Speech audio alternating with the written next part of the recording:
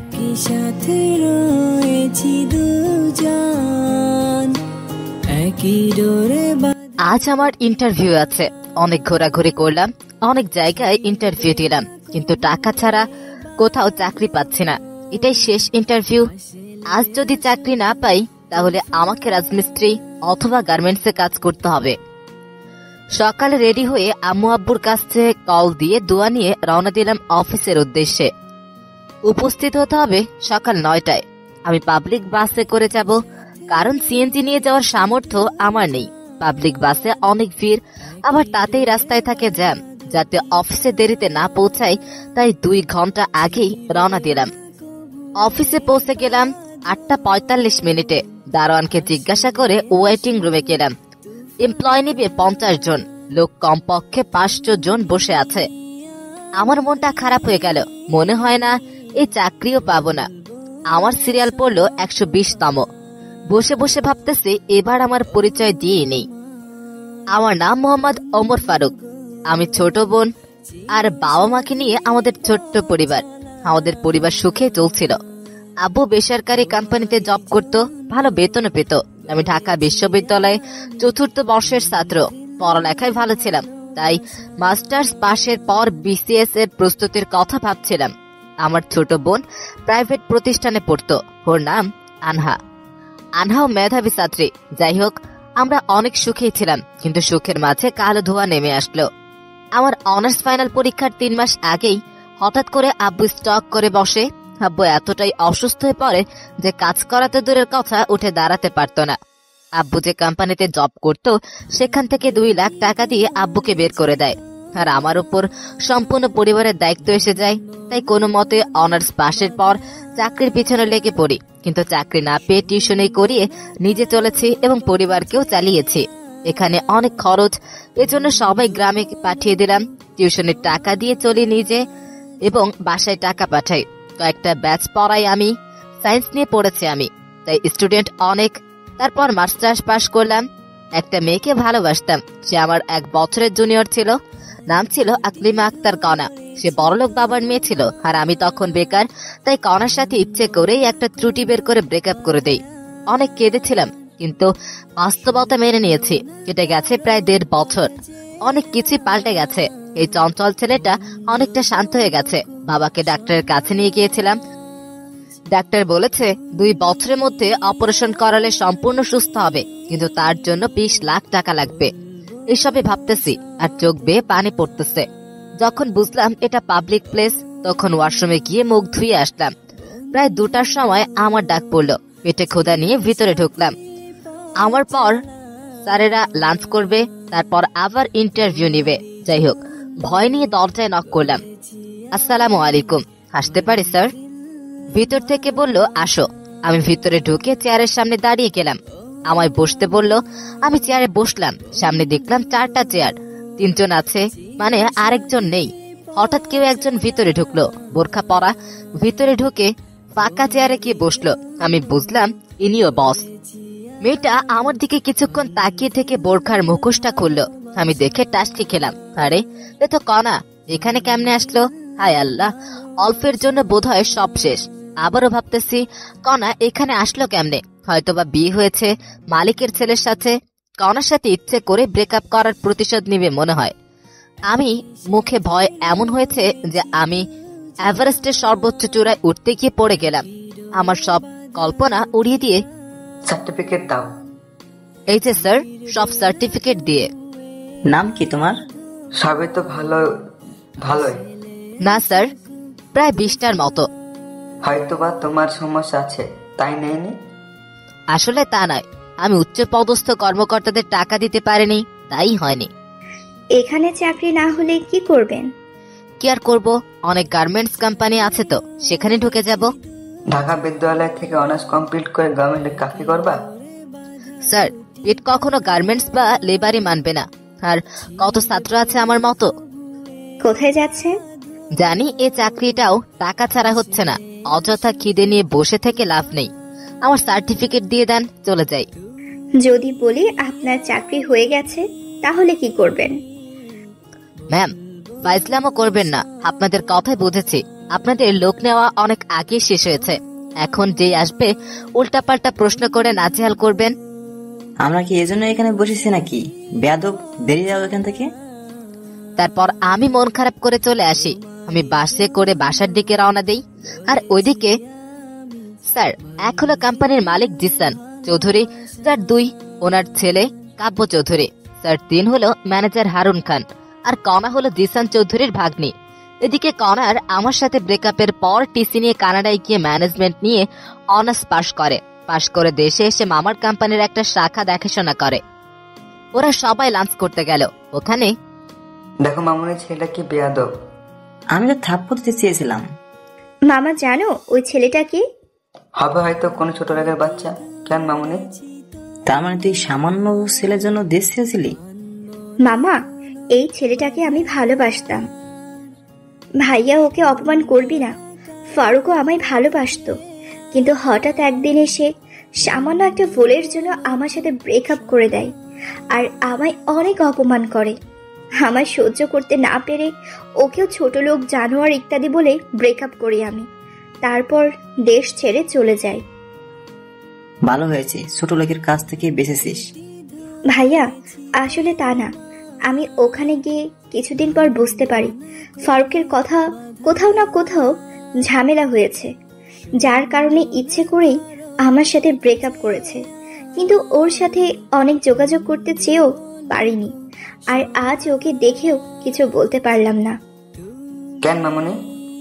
মামা, যে ছেলে ছিল অনেক চঞ্চল আর রসিক স্বভাবের, আজ তার গম্ভীর ভাব দেখে আমার কান্না আসছিল, তাই কথা বলতে পারিনি। তুমি এখন ওকে ভালোবাসো? মামা, একমাত্র ওর জন্যই আমি দেশে আসি, কিন্তু ওর ঠিকানা পাইনি। অনেক খুঁজেছি, ওর বন্ধুদের মাধ্যমে লোকেশন খোঁজার চেষ্টা করেছি, কিন্তু পাইনি। সবাই বলে গ্রামে গেছে, কিন্তু কেউ ঠিকানা জানে না। তাহলে ছেলেটাকে চাকরি দে। ওর সাথে আমায় আজ যে করেই হোক দেখা করতেই হবে। ও তো ঠিকানাও জানিস না, কেমনে দেখা করবি? শুনো, ওর চাকরি কনফার্ম করে ওর জিমেইলে মেসেজ দাও, আর ওকে আমার পিএ হিসেবে নিয়োগ দাও। আর ওকে বুঝতে দেওয়া যাবে না আমি ওকে ভালোবাসি, আর ফারুক মনে করেছে আমার বিয়ে হয়েছে। আর ওর সাথে এমন চুক্তি করতে হবে যেন 10 বছরে চাকরি ছাড়তে না পারে। পারলে অনেক টাকা ওকে লোন দেওয়া হবে। মামুনি, তুমি আমার মেয়ের মতো, যা ভালো বুঝো তাই করো। ওকে মামা। আর ম্যানেজার স্যার কাজটি করবেন। ওকে। তারপর ওরা খেয়ে আবার ইন্টারভিউ নিতে শুরু করলো। আর এদিকে আমি বাসে ঝুলে বাসায় আসি। বাসায় এসে দেখি রান্না করার কিছুই নেই। পাশের দোকান থেকে অরেঞ্জ বিস্কুট আর বারবিকিউ চানাচুর এনে খেলাম, আর পানি খেয়ে ঘুমালাম। উঠলাম ছাত্রের ডাকে। আসলে আমি 2টো রুম নিয়ে থাকি, শহর থেকে একটু দূরেই। রুম ভাড়া লাগে 4000। ছাত্র পড়াই 18 জন, 4টা ব্যাচ। সকাল 8টা থেকে 9টা, আবার 9টা থেকে 10টা, আর বিকেল 4টা থেকে 5টা, আবার 5টা থেকে 6টা। কোন মাসে আরো ছাত্রের সংখ্যা কমে যায়। আমার আব্বু প্রত্যেক মাসে ওষুধে যায় 3000, ছোট বোনের প্রাইভেট 2000, আর পারিবারিক খরচ 5000 টাকা। আমার খরচ থাকে 4000। কোন মাসে ছাত্র কমে গেলে আরো টাকা কম হয়, আবার কোন ছাত্র 2 মাস পরে টাকা না দিয়ে চলে যায়। আর প্রাইভেটে বকবক করতে ভালো লাগে না, তাই চাকরির চেষ্টা করতেছি। যাই হোক, প্রাইভেট শেষে বাড়িতে কল দিয়ে কথা বললাম। অন্যদিন হলে একটু হলেও পড়তে বসি, কিন্তু আজ আর পড়তে বসতে ইচ্ছে করছে না। পড়েই কি করব, তাই ফোনে অনলাইনে কাজ শেখার কোর্স নিয়ে কথা বলতেছি। তখন একটা জিমেইল আসলো। আমি জিমেইলটা ওপেন করলাম। ওখানে লেখা যে আমার চাকরি কনফার্ম করা হয়েছে, আমাকে কালকে সকাল 10টায় দেখা করতে বলেছে। আমি মনে করলাম কণা আমায় অপমান করার জন্যই এই পথ খুলেছে, তাই আমি সেদিকে মনোযোগ দিলাম না। মেসেঞ্জারে আবারও ফ্রিল্যান্সিং কোর্স নিয়ে কথা বলা শুরু করলাম। কথা বলে ঘুমালাম। পরের দিন ছাত্রদের পড়ালাম সকাল 10টা পর্যন্ত। তারপর খিচুড়ি বসিয়ে দিলাম। তখন বাজে সকাল 11টা। আমার ফোনে কল আসলো। আমি প্রথমবার ধরতে পারিনি, ধরলাম দ্বিতীয়বার। আসসালামু আলাইকুম, কে বলছেন? ও সালাম, আমি কোম্পানি থেকে ম্যানেজার হারুন বলছি। আপনাকে আজ ডাকা হয়েছে, আপনি আসেননি কেন? সরি স্যার, আমার মনে ছিল না। আপনি 30 মিনিটের মধ্যে আসেন। Okay sir. এখন কথাটা শুনে ভালো লাগলো। আমি না খেয়েই রেডি হয়ে দিলাম দৌড়। বাসে করে যেতেই 11:50 বাজলো। আমি অফিসে ঢুকলাম, দারোয়ানের সহায়তা নিয়ে ম্যানেজারের রুমে গেলাম। স্যার, আসবো কি? আসো বসো। ধন্যবাদ স্যার। আমায় কেন ডাকা হয়েছে স্যার? তোমার চাকরি হয়েছে, কিন্তু কিছু শর্ত আছে। কি শর্ত স্যার? সেটা অফিসের মালিক বলবে। চলো আমার সাথে। ওকে চলেন। তারপর ম্যানেজার স্যার আমায় জিসান স্যারের কেবিনে নিয়ে গেল। স্যার আমায় বসতে বলল। ম্যানেজার স্যার চলে গেল। কেবিনে আমি আর জিসান স্যার। তুমি কি নিয়ে পড়ছো? স্যার, আমার মূল সাবজেক্ট ছিল আইসিটি, কিন্তু বিজ্ঞানের সব বিষয়ে পারদর্শী ছিলাম। তাহলে তোমার একটা কাজের দায়িত্ব দেই। কি কাজ স্যার? আসলে আমার অফিস 3টা, আর আমার সব ব্যবসা আছে দেশের বাইরে থাকতে হয়। তাই হেড অফিসে আমার ছেলে দেখে, আর একটা শাখা আমার মেয়ে দেখে, আর একটা আমার ভাগ্নি দেখে। ওহ, খুব ভালো স্যার। তোমার কাজের দায়িত্ব অনেক বড় হবে এবং বেতন দ্বিগুণ পাবা। কি কাজ স্যার? আমি কিন্তু কোনো অনৈতিক কাজ করতে পারবো না। আর তেমন কিছু না, তোমার কাজ হচ্ছে এই শাখার মোট খরচ কত, শ্রমিকের বেতন কত, চিপ প্রোডাক্ট সেল হলো, সেগুলো ছক তৈরি করতে হবে। এই কাজ মাসের টানা 7 দিন করলেই হয়ে যাবে। সেটা করবা আর আমার ভাগ্নির বিয়ে হতে হবে। Sorry sir. সরি কেন? স্যার, সব ঠিক আছে, কিন্তু মেয়ে মানুষের বিয়ে হতে পারবো না। ভেবে দেখো, বেতন 40,000 টাকা। তোমার ডিউটি সকাল 9টা থেকে রাত 8টা পর্যন্ত। সকালে আর দুপুরে খাওয়া ভাগ্নির বাসায় খাবা। স্যার, বিয়ে না হলে কি হয় না, আমার বেতন কম হলেও হবে। সরি বাবা, তাহলে তুমি আসতে পারো। স্যার, আমি রাজি। এটাতে সাক্ষ্য করো। এটা কেন স্যার? তুমি 5 বছর আগে চাকরি ছাড়তে পারবে না, সেটার দলিল একটা করে দাও নির্ভয়। Okay sir. তুমি কাল আসবা। এই কেবিনে আমার ভাগ্নি থাকবে, সম্মান করবা তাকে, আর পাশে কেবিনটা তোমার। Okay sir. আমি কি এখন যাব? 5 মিনিট দাঁড়াও, তোমার অ্যাপয়েন্টমেন্ট কার্ড বানানো হচ্ছে, এখনই দেবে। Okay sir. লাঞ্চের সময় আমায় কার্ড দেওয়া হলো। আমি খুশি মনে বাসায় আসলাম। সেদিন প্রাইভেট পড়িয়ে সবাইকে চাকরির কথা বললাম।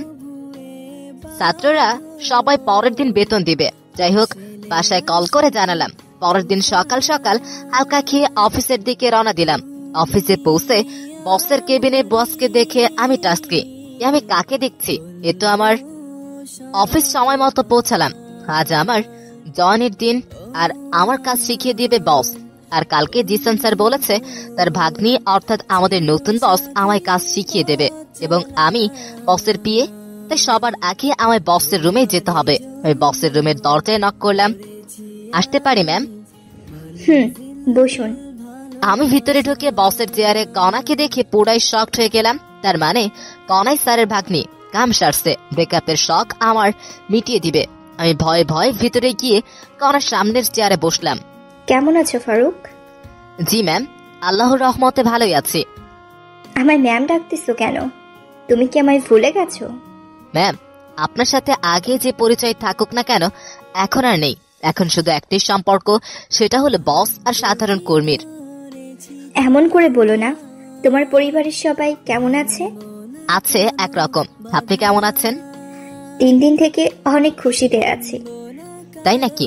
আপনার স্বামী কি ব্যবসায় অনেক লাভ করেছে নাকি? কোথাও ঘুরতে যাবেন? না, তেমন কিছু না।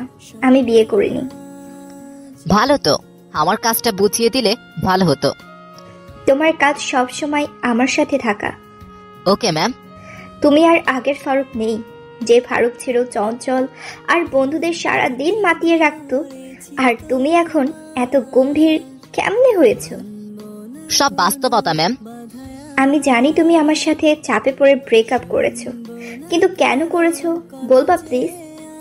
আরে ওসব কথা বাদ দেন ম্যাম, আমার কেবিন দেখিয়ে দেন। দাঁড়াও, আমি আসতেছি। কনা বাইরে গেল। আমি কনার কেবিনটা দেখতেছি। অনেক সুন্দর আর সব সাজানো, একদম কনার মতো। রুমটি থাই গ্লাস দিয়ে ঘেরা। ভিতর থেকে সব দেখা গেলেও বাইরে থেকে দেখা সম্ভব না। আমি বসে আসি চেয়ারে।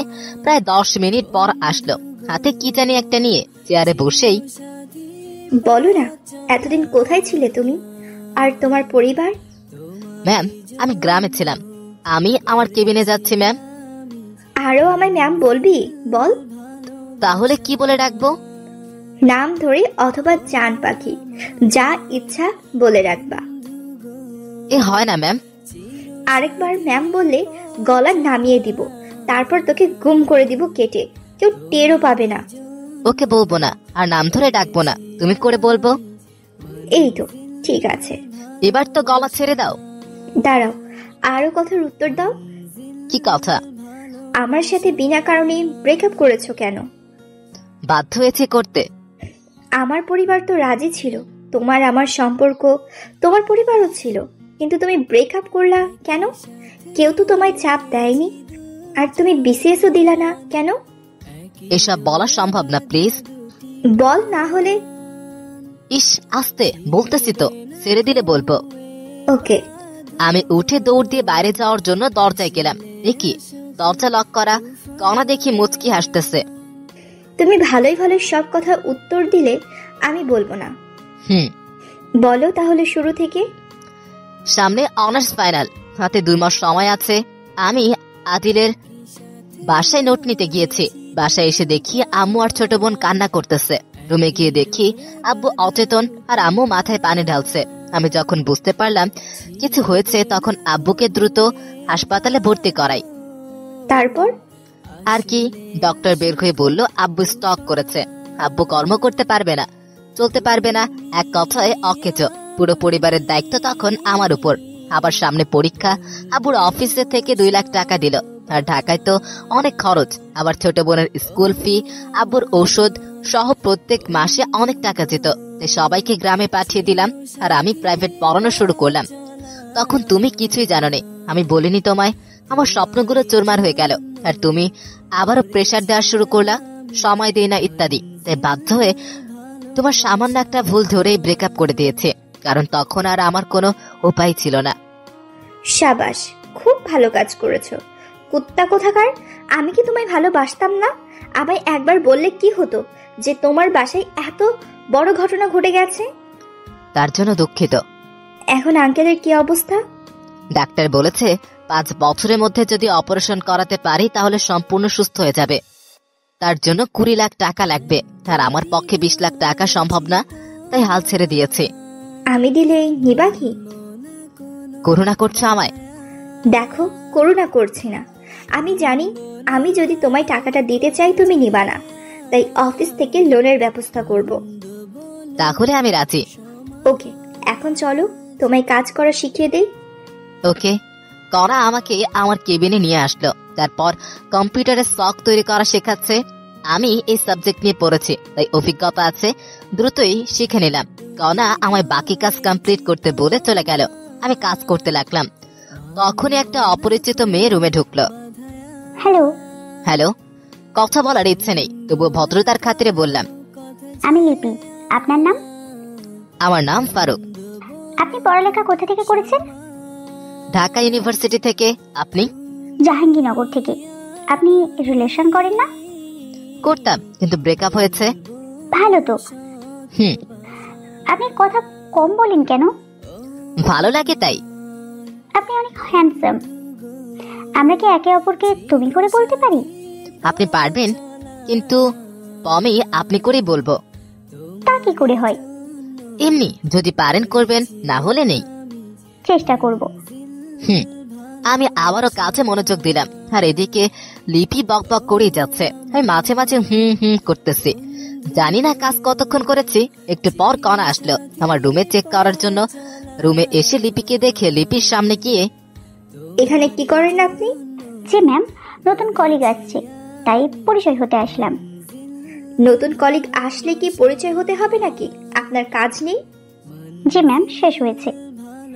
এখনই আমার কেবিনে আসবেন, অনেক কাজ পড়ে আছে। আর আপনি বলেন কাজ নেই?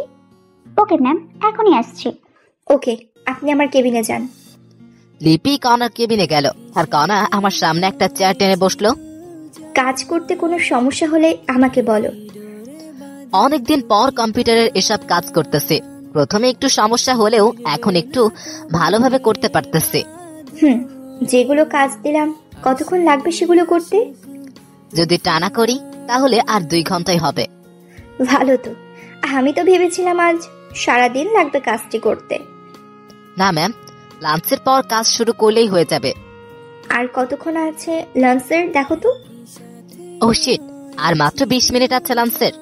আমি জানি সময় নেই, লাঞ্চের সময় রেডি থেকো। কেন ম্যাম? আবার ম্যাম বলছো? সরি, কিন্তু কোথায় যাবা? আমাদের বাসায় লাঞ্চ করতে। আমি যেতে পারবো না। তোমার বাসায় আমি কেন যাব? তোমার সাথে ব্রেকআপ করেছি, তার প্রতিশোধ কি তুমি এইভাবে নিবা নাকি? কি? আমি প্রতিশোধ নিচ্ছি? আমি এমনি মজা করলাম। আমি তোমার বাসায় যেতে পারবো না, ক্যান্টিনে খেয়ে নিব। আল্ট্রা ভাব নিয়ে লাভ নেই, আর বলবো না। তোমায় চাকরি দেওয়ার সময় বলা হয়েছিল সকাল আর দুপুর আমাদের বাসায় খাবে। তুমি যখন খাবেই না, তাহলে আমাদের খাবার বেঁচেই যাবে। আরে আমি তোমার সাথে ফাইজলামো করতেছি। আমি যাবো তো, যাবার সময় আমায় ডাক দিও। আমার মনে ছিল না আর ফ্রি খাওয়া ছেড়ে দেওয়া যায় নাকি। আর ক্যান্টিনে খেলে তো এক বেলায় কম পক্ষে 150 টাকা যাবে। আচ্ছা, ডাক দিব। এখন মনোযোগ নিয়ে কাজ করো, ফাঁকিবাজি চলবে না। Okay ma'am. আবার ম্যাম বললা কেন? আপনি তো ম্যামের মতো করে আদেশ করলেন, তাই ম্যাম বলেছে। যাই বলো, ম্যাম বলবা না। তাহলে আফামনি বলি। কাজ করা বাদ দিয়ে একটু বসলাম যে ফাইজলামি করে একটু। তোকে তো কণা কেবিন থেকে বেরিয়ে যাওয়ার পর আমি কাজে মনোযোগ দিলাম। আসলে আমার কাজ অল্প, সপ্তাহে 1 দিন যদি মনোযোগ দিয়ে কাজ করি তাহলেই হবে। বাকি 6 দিন না করলেও সমস্যা নেই। যাই হোক, আমি কাজ করতে লাগলাম। আর ওদিকে কণা নিজের কেবিনে প্রবেশ করলো। কণা দেখলো লিপি সামনের চেয়ারে বসে আছে। কণা বসের সিটে গিয়ে বসে। সরি মামা, দেরি করার জন্য। ব্যাপার না মামা, তোদের দুজনের কাহিনী এতক্ষণ সিসিটিভিতে দেখলাম। এটা কিন্তু তোর ঠিক হয়নি। যাই হোক, কেমন দেখলি? মামা সেই, তুই একে কোথায় পেয়েছিস? আমি তো ক্রাশ খেয়েছি। তুই যদি না রিলেশন করিস আমায় বল, আমি এখনই প্রপোজ করব। 1 লাঠি খাবি। ওকে আমি অনেক ভালোবাসি। ওর দিকে চোখ দিলেই তোর আদনানকে সব বলে দিব। কল দিলেও সমস্যা নেই। আমি ফারুককে যদি পাই তাহলে আদনান মানে লিপির পপকে এমনিতেই ছেড়ে দিতাম। ওকে, তাহলে কল দিলাম। আরে পার নাকি, কল কেটে দে। তোর ফারুককে তুই রাখ বোন। এই তো গুডগার্ল, একটু পর লাঞ্চ করতে হবে। তুই তোর কেবিনে যা, আমি বাসায় যাব। ওকে, ট্রিট করে দিবি সে কথা বল। চিন্তা করিস না, কয়েকদিনের মধ্যে ট্রিট পাবি। ওকে মামা, আমি যাচ্ছি। ওকে। তারপর লিপি নিজের কেবিনে চলে গেল। আর কণা টেবিলের উপরে থাকা একটা ফাইল মনোযোগ দিয়ে দেখতে থাকলো। এবার লিপির পরিচয় দিয়ে নেই। লিপি আর কণা এখন ঘনিষ্ঠ বন্ধু এবং দুঃসম্পর্কের বোন হয়। লিপি আর কণা ভালো বন্ধু, কিন্তু অফিসে দেখে কখনো বোঝা যাবে না ওরা বেস্ট ফ্রেন্ড। লাঞ্চের সময় হলো, তখন কণা কেবিন থেকে বেরোলো। কণা নিজের কেবিন থেকে আমার কেবিনে এসে, লাঞ্চের সময় হয়েছে, যাবে চলো। চলো বলেই কম্পিউটার বন্ধ করলাম। ওকে, আসো। কণার গাড়ির কাছে গেল, আমিও পিছন পিছন গেলাম। কণার ড্রাইভার কাকাকে ছুটি দিয়ে দিল। কাকাকে ছুটি দিলা কেন? তুমি চালাবা তাই? পারি না তো আমি গাড়ি চালাতে। তোমাকে গাড়ি চালানো শিখতে হবে। আমার শেখা লাগবে না, আমি ড্রাইভারি করব না। তাহলে আমার ড্রাইভার কে হবে? বুঝলাম না, কি বললা আরেকবার বলো তো। না, কিছু না। তোমার ড্রাইভার মানে কি বোঝাতে চাচ্ছ তুমি? তুমি যা বোঝো তাই। এখন গাড়িতে ওঠো, প্রচুর ক্ষুধা লাগছে, বাসায় যাওয়া লাগবে। আচ্ছা চলো। তারপর কণা ড্রাইভারের সিটে বসলো আর আমি পিছনের সিটে বসলাম। তখনই, তুমি পিছনে বসলা কেন? তাহলে কোথায় বসবো? আমি কি তোমার ড্রাইভার মনে হয়? সামনে বসো। আচ্ছা, আমি সামনে গিয়ে বসলাম আর কণা গাড়ি চালাতে লাগলো। প্রায় 20 মিনিট পর একটা বাড়ির সামনে আসলাম। দারোয়ান গেট খুলে দিল আর কণা গাড়ির ভিতরে ঢোকালো। বাসাটা 2 তলা, বাইরে থেকে দেখতেই অনেক সুন্দর। না জানি ভিতরে আরো কেমন। যাই হোক, গাড়ি থেকে নেমে কণা বাসার ভিতরে ঢুকলো আর আমি ওর পিছনে। তখনই একজন ভদ্র মহিলা আসলো। আসসালামু আলাইকুম। ও সালাম।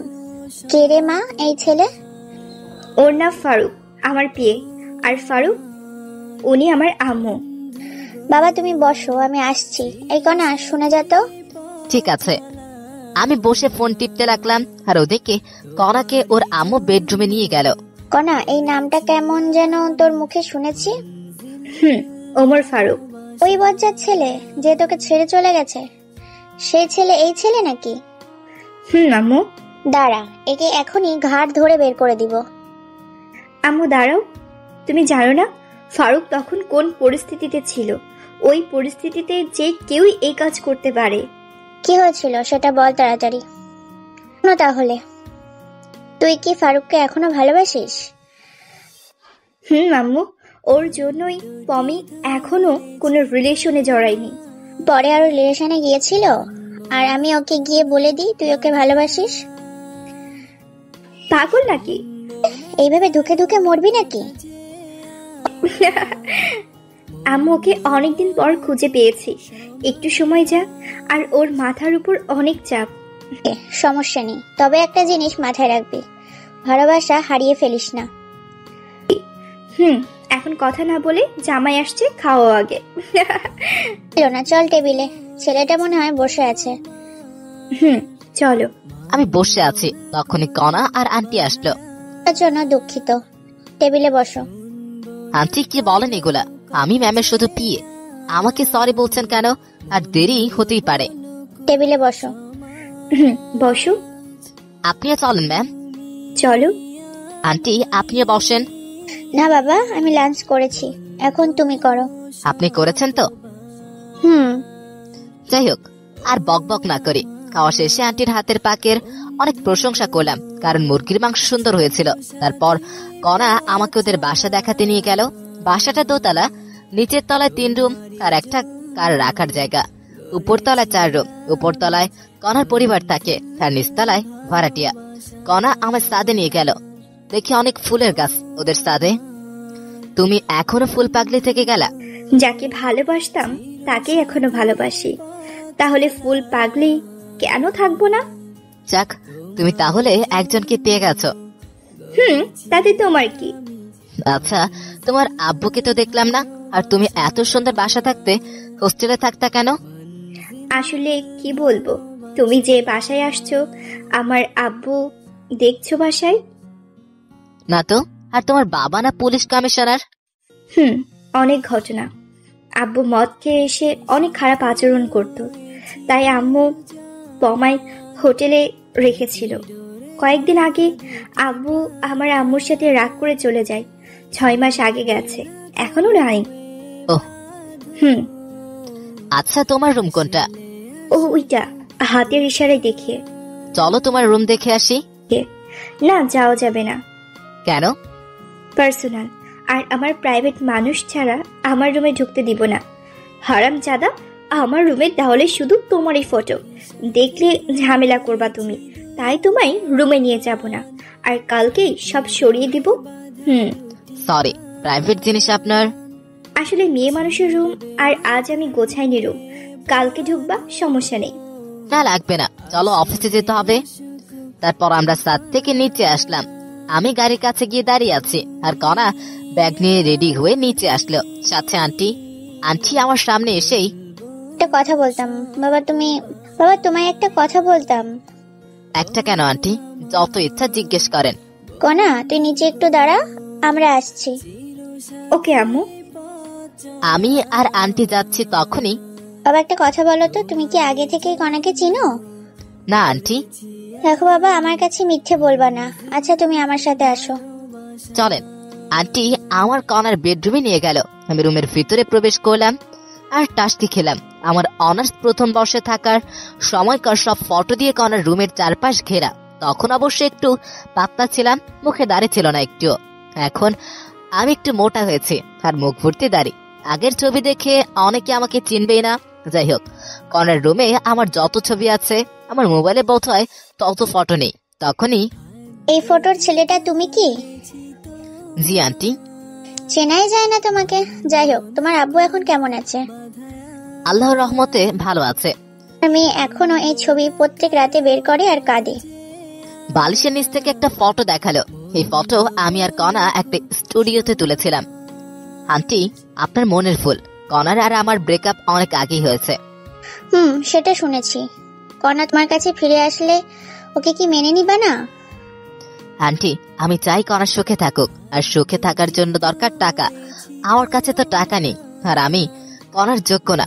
কনা অনেক ভালো পাত্র পাবে, আমি নিশ্চিত বিসিএস ক্যাডার তো পাবেই, অনেক সুখে থাকবে। টাকা দিয়ে কি হবে বলো বাবা? আন্টি, আবেগ দিয়ে জীবন চলে না, বাস্তবতা মেনে নিতে হয়। নিচে চলো বাবা। চলেন। তারপর আন্টি সহ নিচে আসলাম। কনা গাড়ির পেছনে ওখানে দাঁড়িয়ে কার সাথে যেন কথা বলছে। আমি যাওয়া মাত্রই কল কেটে দিয়ে রেখে দিল। কি হয়েছিল আম্মু? কনা, আজ আর তোদের অফিস যাওয়া লাগবে না। কেন? আজ আমার মন ভালো নেই, তাই গল্প করব। ম্যাম, আমি তাহলে যাই। তোমার অফিসে যাওয়া লাগবে না। তাহলে বাসায় যাই? না, চলো উপরে। ওকে। তারপর আমি, আন্টি আর কনা উপরে গিয়ে বসলাম। কনা আমার পাশে এসে বসলো। আন্টি আমাদের সামনে নাস্তা দিয়ে কোথায় যেন চলে গেল। আমি টিভিতে খবর দেখায় মনোযোগ দিলাম। আন্টি আসলো 15 মিনিট পর, এসে সোফায় বসলো। তখন, আচ্ছা বাবা, তুমি থাকো কোথায়? জি, এই সামনেই, এখান থেকে 2 কিলোমিটার হবে। খাওয়া দাওয়া করো কোথায়? হোটেলে বা ফুটপাতে।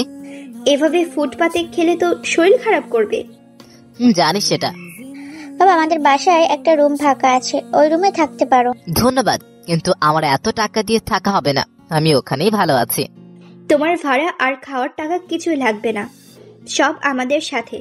মানে মনে করবা তুমি আমাদের পরিবারের একজন সদস্য। করুণা করছেন আপনারা?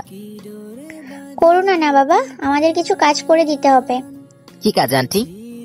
কনা তো অফিসে থাকে, আর বাজার আরো অন্যান্য কাজ আমিই করতে হয়। বাজার করা আরো টুকটাক কিছু কাজ করতে হবে তোমায়, আর আমার মেয়েকে সময় দিতে হবে। আমি রাজি। আমি সারাদিন কনার সাথেই থাকি। এখন আরেকটু সময় দেওয়া লাগবে, তখন আমার 10,000 টাকা সেভ হবে। আমার থাকা আর খাওয়া 10,000 যায়, তাই রাজি হলাম। কবে আসবা তুমি? কয়েকদিন যাক, তারপর। ওকে। তোরা বসে গল্প কর, আমি খিচুড়ি রান্না করি। ওকে আম্মু, তার আগে আমাদের 2 মগ কফি বানিয়ে দাও। আচ্ছা, দিচ্ছি। আন্টি রান্নাঘরে গেল, আর কনা আমার ওর বেডরুমে নিয়ে গেল। আমি ওর বেডরুমে গিয়ে, কনা এগুলা কি? দেওয়ালে লাগানো আমার ছবি দেখিয়ে বললাম কথাটা। ওই ছেলেটাকে ভালোবাসতাম। ওটা তো আমার ফটো, আর তোমার সাথে তো আমার ব্রেকআপ হয়ে গেছে। তাহলে এই ফটোগুলো রাখছো কেন? সেই ছেলেটাকে যে এখনো পাগলের মতো ভালোবাসি। তোমার ঢং বলে চেয়ার টেনে নিয়ে ফটোগুলো ছেঁড়ার জন্য হাত বাড়ালাম। যদি একটা ফটো ছিঁড়ো, তোমার অবস্থা খারাপ আছে। প্লিজ এমন পাগলামো করো না, তোমার আম্মু জানতে পারলে ঝামেলা হয়ে যাবে। আম্মু সব জানে।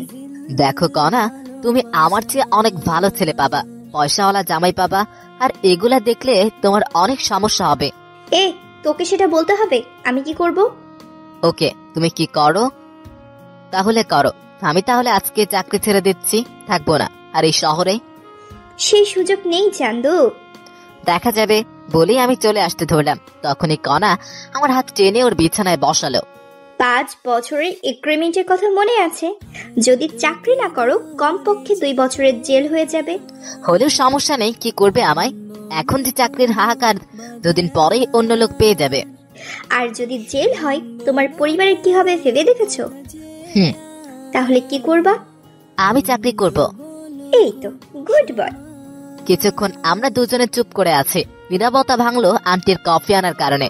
আন্টি কফি দিয়ে গেল, কনা আর আমি কফি পান করতেছি। তখনই, কনা, তুমি যেটা ভাবছো সেটা সম্ভব নয়।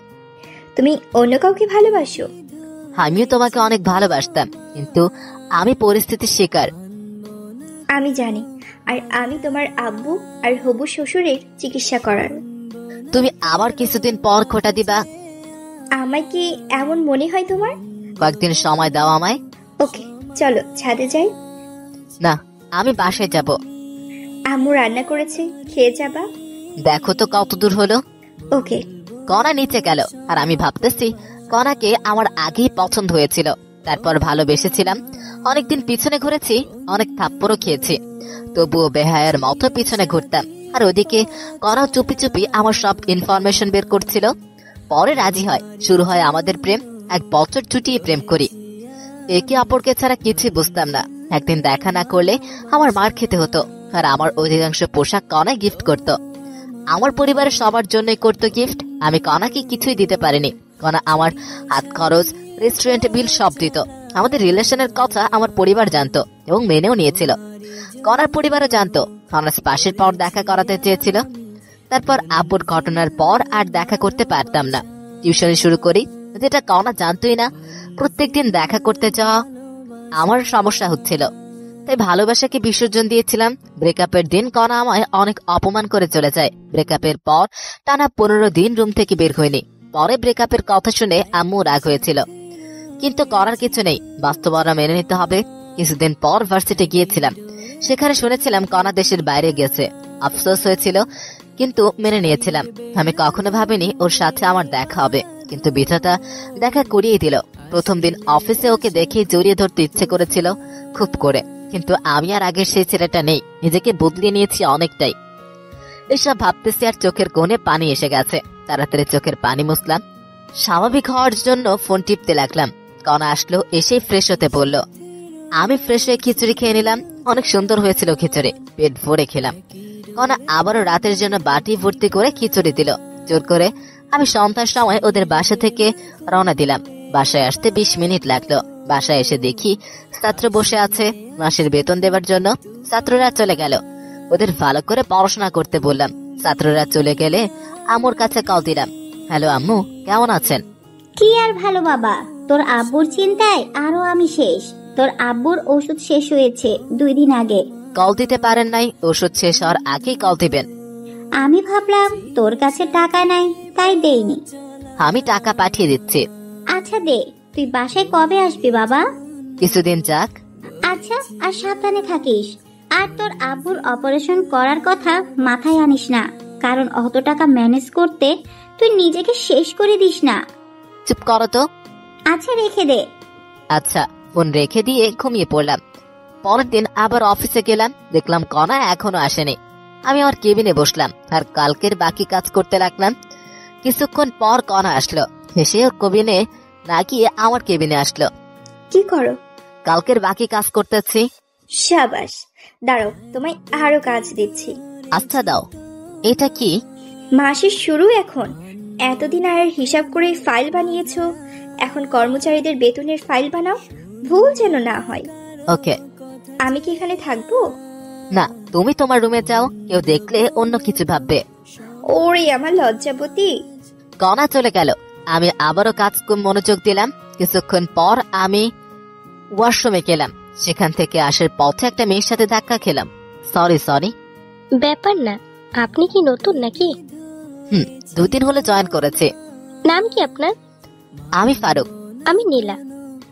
জগন্নাথের থেকে 2 বছর আগে মাস্টার শেষ করেছি। আমি ঢাকা থেকে অনার্স করেছি আর মাস্টার চলতেছে। তুমি আমার জুনিয়র, আমায় আপু বলে ডাকবা। আর কোনো সমস্যা হলে আমার কেবিনে আসবা। ওকে। নীলা আপু চলে গেল আর আমি আমার কেবিনে আসলাম। কেবিনে আসা মাত্র কনা ফোন দিয়ে ওর কেবিনে যেতে বলল। আমি কনার কেবিনে গেলাম। তখন নীলা আপুর সাথে কি কথা বললা? তুমি দেখলা কেমন করে? সিসিটিভিতে মিথ্যা বলবা না। এমনি পরিচিত হলাম। কোনো মেয়ের সাথে কথা বলবে না। আমার নীলা আপুকে পছন্দ হয়েছে। কি বললি? আরেকবার বলতো। আরে না, এমনি বললাম। ভালো তো। বলে চেয়ার থেকে উঠে দরজা লাগিয়ে আমার কাছে এসে টেবিলের উপরে বসলো। এই কি করো? আমায় কিস করো। পাগল নাকি তুমি? কি বলছো এসব? কিস করবা না, তাই না? করা আমায় আকস্মিক লিপ কিস শুরু করে দিল। জীবনের প্রথম এমন ফিলিংস হলো আমার। আর আমি নিজেকে ধরে রাখতে না পেরে রেসপন্স শুরু করলাম।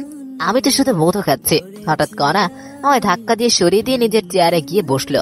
আমি তখন বুঝতে পারলাম এতক্ষণ কি করলাম। আমি তো অনেক লজ্জা পেয়েছি। লজ্জায় মাথা নিচু করে বসে আছি। কেমন লাগছে মহারাজ? চুপ করো। ভার্জিন ছেলেটাকে এইভাবে ধর্ষণ করলা। ওলে বাবালে, আমার ছোট্ট খোকা। আরেকবার দিবাই মিষ্টি। তবে রে। আমার দিকে তেড়ে আসলো আর আমি দরজার কাছে দৌড়ে গিয়ে দেখি দরজা বন্ধ। মিষ্টি আর আমার লাগবে না, আমি আমার কেবিনে যাব। আমি তোমায় কিস করব না তো কে করবে? কনা আর আমি সামনাসামনি দাঁড়িয়ে আছে, পরস্পর সমান্তরাল। তার কনা আমার গলা জড়িয়ে ধরে কথাটা বলল। তুমি তো আমার জীবন বলে কনার কোমর জড়িয়ে ধরলাম। এই কি করো? এটা অফিস, ছেড়ে দাও। শুরু করেছে কে? অনেক হয়েছে রোমান্টিকতা, এখন নিজের কেবিনে যাও। আচ্ছা, আমি আমার কেবিনে যাওয়ার জন্য পা বাড়িয়েছি, তখনই দাঁড়াও। আবার কি? কেবিনে গিয়ে ভদ্র ছেলের মতো কাজ করবা, কোথাও তাকাবা না। আমার কাছে এসে আমার কপালে চুমু দিয়ে কণা রুমের দরজা খুলে দিল। আমি বেরিয়ে আমার কেবিনে গেলাম। কেবিনে গিয়ে আবারও কাজ করতে লাগলাম। অনেক গুরুত্বপূর্ণ লিস্ট তৈরি করতে লাগলাম। অল্প একটু ভুল হলেই অনেক টাকার গড়বড় পেকে যাবে। এই একটা লিস্ট তৈরি করতে কখন জানি লাঞ্চের সময় হয়ে গেছে, বলতে পারলাম না। কণা আমার কেবিনে আসলো। মহারাজ, লাঞ্চ করবেন না? গুরুত্বপূর্ণ কাজ করতেছে, ক্যান্টিনে খেয়ে নিব, আজ তোমার সাথে যেতে পারবো না। তুমি কাজ করো, আমি তোমার জন্য খাবার নিয়ে আসবো, বাইরে যাবা না। আচ্ছা, আরেকটা লিস্ট তৈরি করতেছি। কণা চলে গেল। মোবাইলে দেখলাম 1:25 বাজে। আবারও কাজে মনোযোগ দিলাম। আরো একটা লিস্ট তৈরি শেষ করলাম। সকাল থেকে 2টা কমপ্লিট করেছি, আর তৃতীয়টায় গিয়ে মাথা কাজ করতেছে না, তাই বসে ফোন টিপতেছি আর কণার জন্য অপেক্ষা করতেছি। অপেক্ষার প্রহর শেষ করে মহারানী হাজির। আমার কেবিনে আসো। ওকে। কণা নিজের কেবিনে গেল আর আমি ফ্রেশ হয়ে আসলাম। কণার কেবিনে গিয়ে দেখি কণা প্লেটে খাবার তৈরি করে রাখছে। আমি ভিতরে গেলাম আর ওর সামনে গিয়ে বসলাম। তুলে খাও। লজ্জা করে আমার। দরজা লক করে দাও। লাগবে না। তুলে খাও তো। আমার কিন্তু রাগ হচ্ছে। কণা আমায় তুলে খাওয়াচ্ছে, আর আমি এটাও জানি কণা বাসায় খায়নি, তাই ওকে আমি তুলে খাওয়ালাম। একই প্লেটে দুজনে খাচ্ছি। তালির শব্দে পিছনে তাকিয়ে আমি ভয়ে চুপসে গেলাম। বাহ মামা বাহ, অনেক দূর গিয়েছিস, অথচ ট্রিট পেলাম না। মানে লিপি আপু, আপনি কণাকে চেনেন নাকি? সেদিন তো সাধারণ এমপ্লয়ের মতো ব্যবহার করলেন। তুমি চলে যাওয়ার পর লিপি মার বেস্ট ফ্রেন্ড ছিল। তোমার আমার সব কথা লিপি জানে। শালি, দিলা তো রোমান্টিক মুডটা নষ্ট করে। তুলা ভাই, আমায় তুলে খাওয়াবেন না? আসো। খবরদার। তুলা ভাই লাগবে না। কণা, আমার ভাগেরটা কই? দরজা লক করে দিয়ে এসে বসো, তোমার জন্য এনেছি। সত্যি? দে তো মামা। তারপর কণা লিপিকেও খাবার দিল। লিপি খাচ্ছে। আহা করো, পেট ভরে গেছে। মিথ্যা বলতে পারো না, বলো কেন? লিপি থাকলেও সমস্যা নেই, ওর একটু জলুক। আচ্ছা দাও। তারপর আমরা একে অপরকে খাইয়ে দিয়ে খাওয়া শেষ করলাম। খাওয়া শেষে কণা সব গুছিয়ে রাখলো, সাথে লিপি সহযোগিতা করলো। আমরা তিনজনে গল্প করতে লাগলাম। তখনই আমার ফোনে কল আসলো। কল ধরে যা শুনলাম তা শুনে অজ্ঞান হয়ে গেলাম। তারপর আমার ফোনে কল আসলো। পকেট থেকে ফোন বের করে দেখি আম্মু কল দিয়েছে। কণা আর লিপিকে চুপ থাকতে বলে আমি আম্মুর কল ধরলাম। কোথায় তুই বাবা? অফিসে আছি আম্মু। কেন, কোনো সমস্যা হয়েছে কি? বাবা, তোর আব্বু 2 দিন ওষুধ না খাওয়ায় আজ মারাত্মক অসুস্থ। খুব তাড়াতাড়ি হাসপাতালে নিয়ে যাও। আমরা এখন গাইবান্ধা SKS হাসপাতালে আছি। ওরা বলল তোর আব্বুর অবস্থা খারাপের দিকে যাচ্ছে। কি বললো ডাক্তার? 1 মাসের ভিতরে অপারেশন না করালে তোর আব্বুকে বাঁচানো যাবে না। আব্বুর কিছুই হবে না, আমি আছি তো। কাল তুই বাসায় আয়। আচ্ছা রাখি। ফোন কেটে দিয়ে সোফায় বসলাম। কণা আর লিপি কি জিজ্ঞেস করলো তা শুনতে পারলাম না। আমার কাছে 1 টাকাও ক্যাশ নেই, অথচ আজকের মধ্যে 20 লাখ টাকা লাগবে। কোথায় পাবো আমি এত টাকা? মাথায় শুধু টাকার চিন্তা, আর মুখেও টাকা আর টাকা। টেনশনে আমার মাথায় ধরে আসলো। তারপর আমি জ্ঞান হারিয়ে ফেলি। তারপর কি হয়েছে আমার মনে নেই। যখন আমি স্বাভাবিক অবস্থায় আসি তখন আমি দেখলাম আমি হাসপাতালে। আমার মাথার কাছে কণা বসে, আমার সামনের বেঞ্চে লিপি আর আন্টি বসে আছে। আমি এখানে কেমনে আসলাম? কণাকে উদ্দেশ্য করে কথাটা বলি। তোমার ফোন আসার পর তুমি অজ্ঞান হয়ে গেছো। তারপর আমি আর লিপি অফিসের সবার সহযোগিতায় হাসপাতালে নিয়ে আসলাম। 1 ঘন্টা পর জ্ঞান ফিরল। আচ্ছা বলো তো, কি হয়েছিল যার কারণে অতিরিক্ত টেনশন করেছো? আমার আব্বু 2 দিন ওষুধ খায়নি, আজ নাকি মারাত্মক অসুস্থ, হাসপাতালে আছে। বলো কি, কখন হয়েছে? আমাকে তো বলতে পারতা। প্লিজ তুমি যে করেই হোক 20 লাখ টাকা ম্যানেজ করে দাও। তুমি যা বলবো আমি তাই করবো। আব্বুর কথা মনে হওয়া মাত্রই কণার পা ধরে কথাটা বললাম। টাকা দিয়ে কি করবা? আব্বুর অপারেশন 1 মাসের মধ্যে না করালে বাঁচতে পারবো না, প্লিজ ব্যবস্থা করো। তোমার আব্বু এখন কোথায় আছে? গাইবান্ধার একটা প্রাইভেট হাসপাতালে। তুমি এখনই অ্যাম্বুলেন্স করে আমার শ্বশুর শাশুড়ি আর ননদকে ঢাকায় আসতে বলো। আমি টাকা রেডি করতেছি, আর আমার শর্তগুলো পড়ে শোনাবা। আচ্ছা। কণা আর আন্টি কথা বলতেছে, আর আমি চাচাতো ভাইকে কল দিলাম, সব ব্যবস্থা করে দিতে বললাম। আর ওইদিকে আম্মু, আমার অ্যাকাউন্টে মাত্র 13 লাখ টাকা আছে। মামুনি, তুই তো জানিস আমার অ্যাকাউন্টে 5 লাখ আছে। আরো লাগবে, কম পক্ষে 22 লাখ টাকা লাগবে, মোট খরচ সহ। দেখ, আমার অ্যাকাউন্টে 2 লাখ আছে। আমি আব্বুকে কল দিয়ে এখনই 5 লাখ টাকা দিয়ে আসতে বলি। যদি থাকে এখনই বলো। ওকে। লিপি ওর আব্বুকে কল দিয়ে সব খুলে বলল। ওর আব্বু ক্যাশ টাকা ছিল কিছু, আর বাকি টাকা ব্যাংক থেকে তুলে সন্ধ্যার দিকে নিয়ে আসবে বলল। তারপর কণা আমার কাছে এসে, চিন্তা করো না, টাকা ম্যানেজ করেছি। আল্লাহ সহায় হলে আমার শ্বশুরের কিচ্ছু হবে না। আমি তোমার সারা জীবন তোমার কেনার দাস হয়ে থাকবো। কণাকে কাছে টেনে কপালে আলতো চুমু দিয়ে কথাটা বললাম। ছাড়ো, সামনে আম্মু দেখছে। এখন ব্যাংকে যাওয়া লাগবে, দেরি হলে ব্যাংক বন্ধ করবে। চলো। আমি, আন্টি মানে হবু শাশুড়ি, কণা আর লিপি ব্যাংকের উদ্দেশ্যে রওনা দিলাম। মনটা আমার শর্টফট করতেছে। আবারও আম্মুর কাছে কল দিলাম। আম্মু, আব্বুর কি অবস্থা? এখন স্বাভাবিক হয়েছে। ওখানে আদনান থাকলে দাও তো কথা বল। আদনান, আব্বু কি স্বাভাবিক? ভাইয়া, বড় আব্বু এখন স্বাভাবিক। আমি ঢাকায় যাওয়ার সব ব্যবস্থা করেছি, এখন রওনা দিব। সাবধানে নিয়ে আসিস। চিন্তা করতে হবে না, আমি ঢাকায় পৌঁছে কল দিব। ওকে, আমি টাকা ম্যানেজ করার চেষ্টা করতেছি। আমরা গাড়িতে উঠেই রওনা দিব। রাখি। ওকে, ফোন কেটে দিলাম কারণ আমার ব্যাংকে পৌঁছে গেছে। একসাথে 2 রিলেটিভ অ্যাকাউন্ট থেকে 18 লাখ তুলতে অনেক সমস্যা ঝামেলা তৈরি হলো। যখন আমার আব্বুর ইমার্জেন্সি অপারেশনের রিসিপ্ট দেখলাম তখন ক্যাশ দিল। টাকা নিয়ে অনেক সাবধানে কণার বাসায় আসলাম, কারণ দেশে অনেক চোর বাটপার আছে। টাকা গোপন জায়গায় রেখে দিলাম। আমার পরিবার আসতেছে, তাই আমার হবু শাশুড়ি বিরিয়ানি আর কলিজা ভুনা রান্না করতেছে। মনটা এখন হালকা লাগছে, খুশিতে কান্না করতে লাগলাম। তখন কণা এসে হাত ধরে টেনে ওর রুমে নিয়ে গেল। এই হারামজাদা, কান্না করছো কেন? খুশিতে কান্না চলে আসছে। কান্না করো না প্লিজ। তুমি কান্না করলে আমারও চোখে পানি চলে আসে। আমার চোখের পানি ওর আঁচল দিয়ে মুছিয়ে দিয়ে, আমি তোমাকে পেয়ে ধন্য হয়ে গেছি। শর্তগুলো মনে রাখিও। যাই করো, আমার পরিবারকে ফেলে দিতে বলবা না। এইসব না, কয়েকটা শর্ত বলে দিই। শুধু আমায় ভালোবাসতে হবে। আমায় কয়েকদিনের মধ্যে বিয়ে করতে হবে। সেখানে তোমার ফ্যামিলি আর আমার ফ্যামিলি একসাথে থাকবো। অন্য মেয়ের দিকে তাকালে চোখ তুলে ফেলবো। আর বাকি শর্ত পরে বলবো। বলো রাজি কিনা? আমি তোমার সব শর্তে রাজি বলে কণাকে জড়িয়ে ধরে বিছানায় ফেলে দিলাম। তখনই হবু শাশুড়ি ডাক দিল। কণা আমায় ধাক্কা দিয়ে বিছানায় বসলো। আমিও বসে ফোন টিপতে লাগলাম। শাশুড়ি এসে, আমার আব্বু কত দূর আসলো? আর 2 ঘন্টার একটু বেশি লাগবে। ওরা সবাই খেয়ে নে। ওকে। আমাকে অনেক ক্ষুধা লাগছে, তাই ফ্রেশ হয়ে এসে পেট ভরে খেয়ে নিলাম। খাওয়া শেষে সোফায় বসে টিভি দেখতেছি। লিপির আব্বু টাকা নিয়ে আসলো। আমাকে চিন্তা করতে নিষেধ করলো এবং সাথে করে লিপিকে নিয়ে গেল। কণার টাকা রেখে আসলো আর আমার শাশুড়ি ঘুমাতে গেল। আর আব্বু আম্মু আসলে ডাক দিতে বলল। কণার কথা জিজ্ঞেস করলাম। কণা নাকি ঘুমিয়েছে। আমি সোফায় বসে আছি, তখনই কণা আসলো। তুমি ঘুমাওনি? না, তুমি এখানে তাই আসলাম। তুমি কি ঘুমাও? চুপ করো বলে আমার কোলে মাথা রেখে শুয়ে পড়লো। জানো, আমি কখনো ভাবিনি এমন হবে। আব্বু আম্মু আসলে ডাক দিবে আমায়। রাত 11টায় আমি কল পেয়ে গেট খুলে দিলাম। দেখি ওরা হাইসে করে এসছে। হাইস কেন? ভাইয়া, অ্যাম্বুলেন্স ভালো না, তাই হাইস নিয়েছি। আচ্ছা, আব্বুকে ধর, ভিতরে নিয়ে যাই। ওকে। তারপর আব্বুকে দোতলায় এনে গেস্ট রুমে শোয়ালাম। আব্বু সব দেখতে পারে, কিন্তু কথা বলা আর হাঁটতে পারে না। আর এই কারণে ভিতরে কি জানি সমস্যা হয়েছে।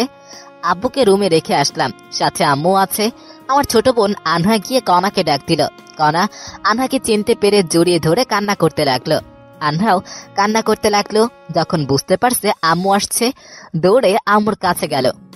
মামুনি, ফারুক, তোমার দেখা কেমন করে পেলে?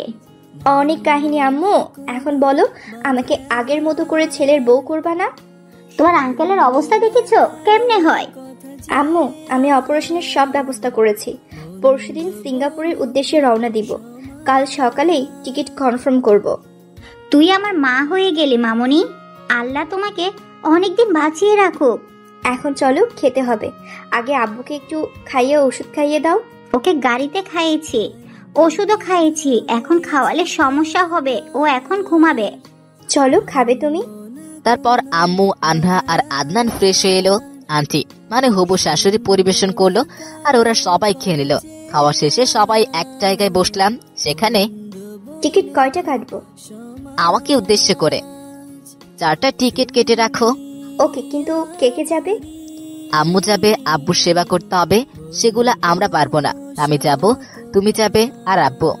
ওকে, কাল সকালে। এখন সবাই ঘুমিয়ে পড়ো। ওকে। 4টা রুম, কিন্তু বেড 3টা।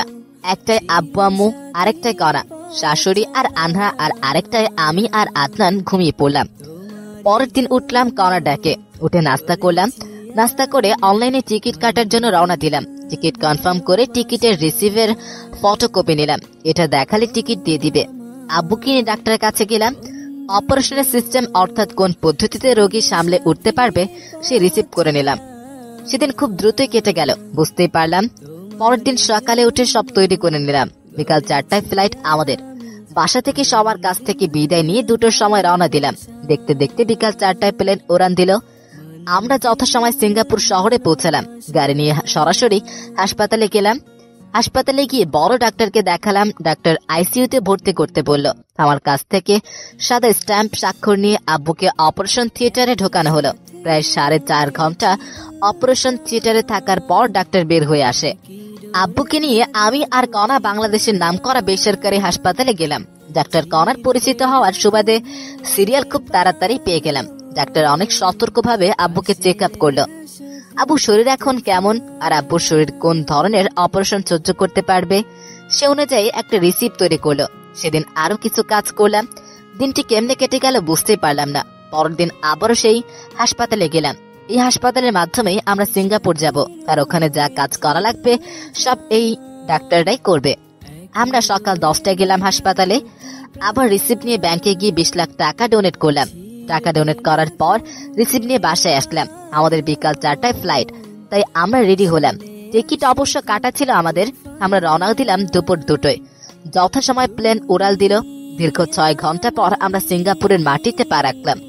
আমরা সরাসরি হাসপাতালে চলে গেলাম। আমাদের কাছ থেকে রিসিপ্ট জমা নিল এবং আব্বুকে ভিতরে নিয়ে গেল।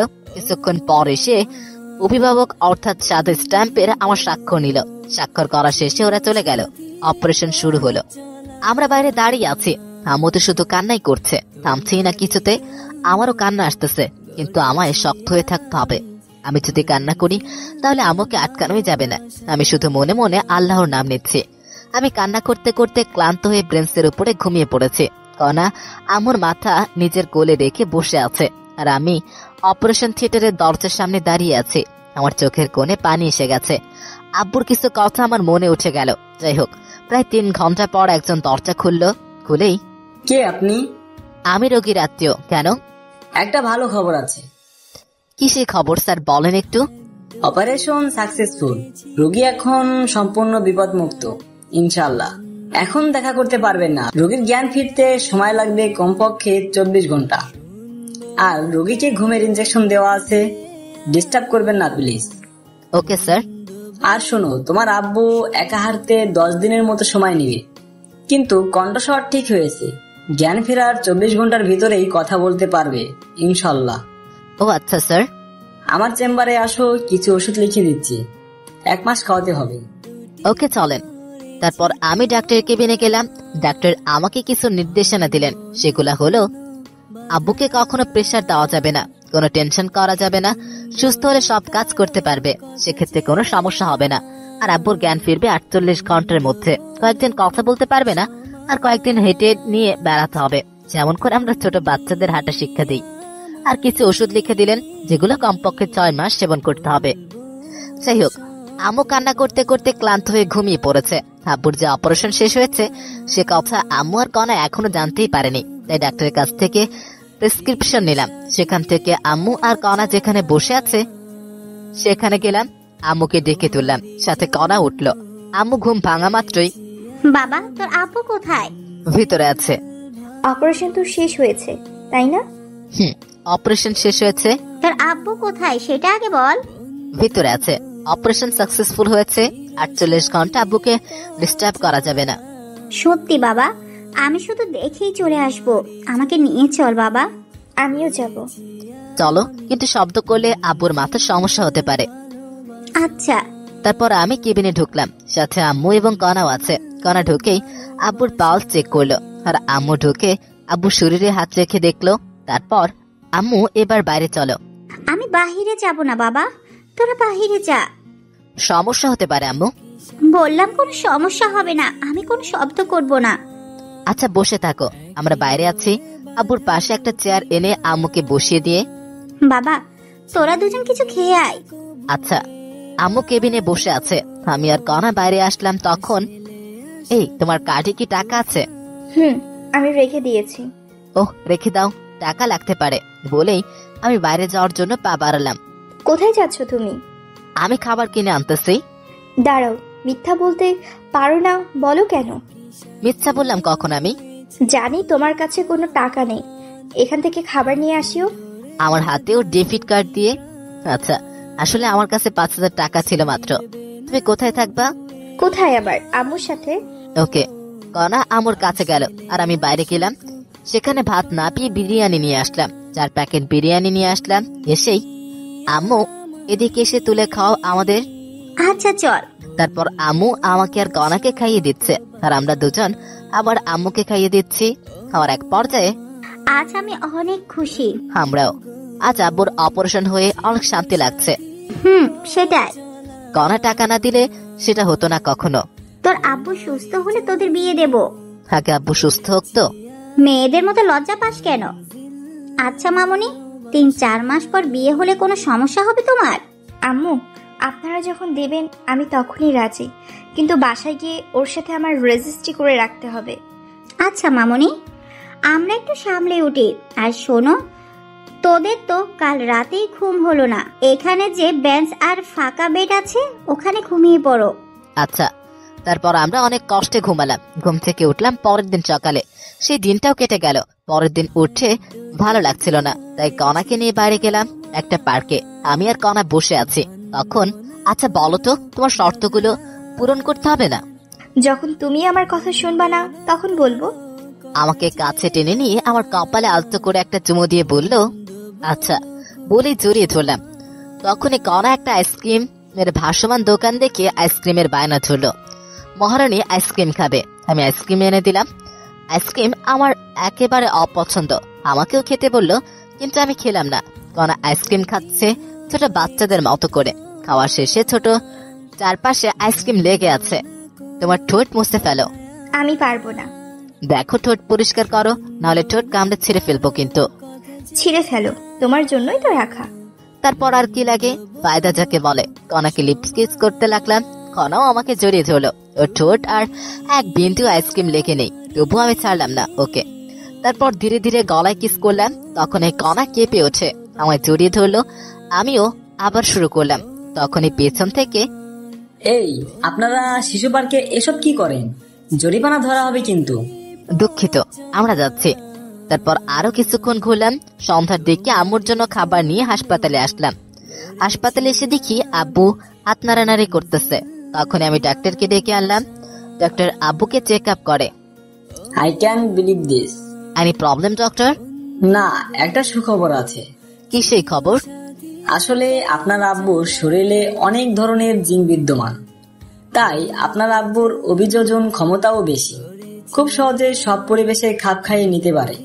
আপনার আব্বু সেসব এনজাইমের জন্য আপনার আব্বুর শরীরে ভারসাম্য ফিরে পেয়েছে, কিন্তু এখনো জ্ঞান ফিরেনি। আর কথা বলতে পারবে কিছুক্ষণ পর। সত্যি ডাক্তার? আর ঘুমের ওষুধ দেয়নি। কিছুক্ষণের মধ্যেই আপনার আব্বুর ঘুম ভেঙে যাবে। ভালো কিছু খাইয়ে দিন, আমি এখন আসি। ওকে। তারপর ডাক্তার চলে গেল। আমি অনেক খুশি, আব্বু আবার আগের মতো চলতে পারবে। যাই হোক, আব্বুর জ্ঞান রাত 2টোর দিকে আসলো। ওঠা মাত্র আব্বুকে বাইরে থেকে আনা খাবার খাওয়ালাম, ওষুধ খাইয়ে দিয়ে আব্বুকে রেস্ট নিতে দিলাম।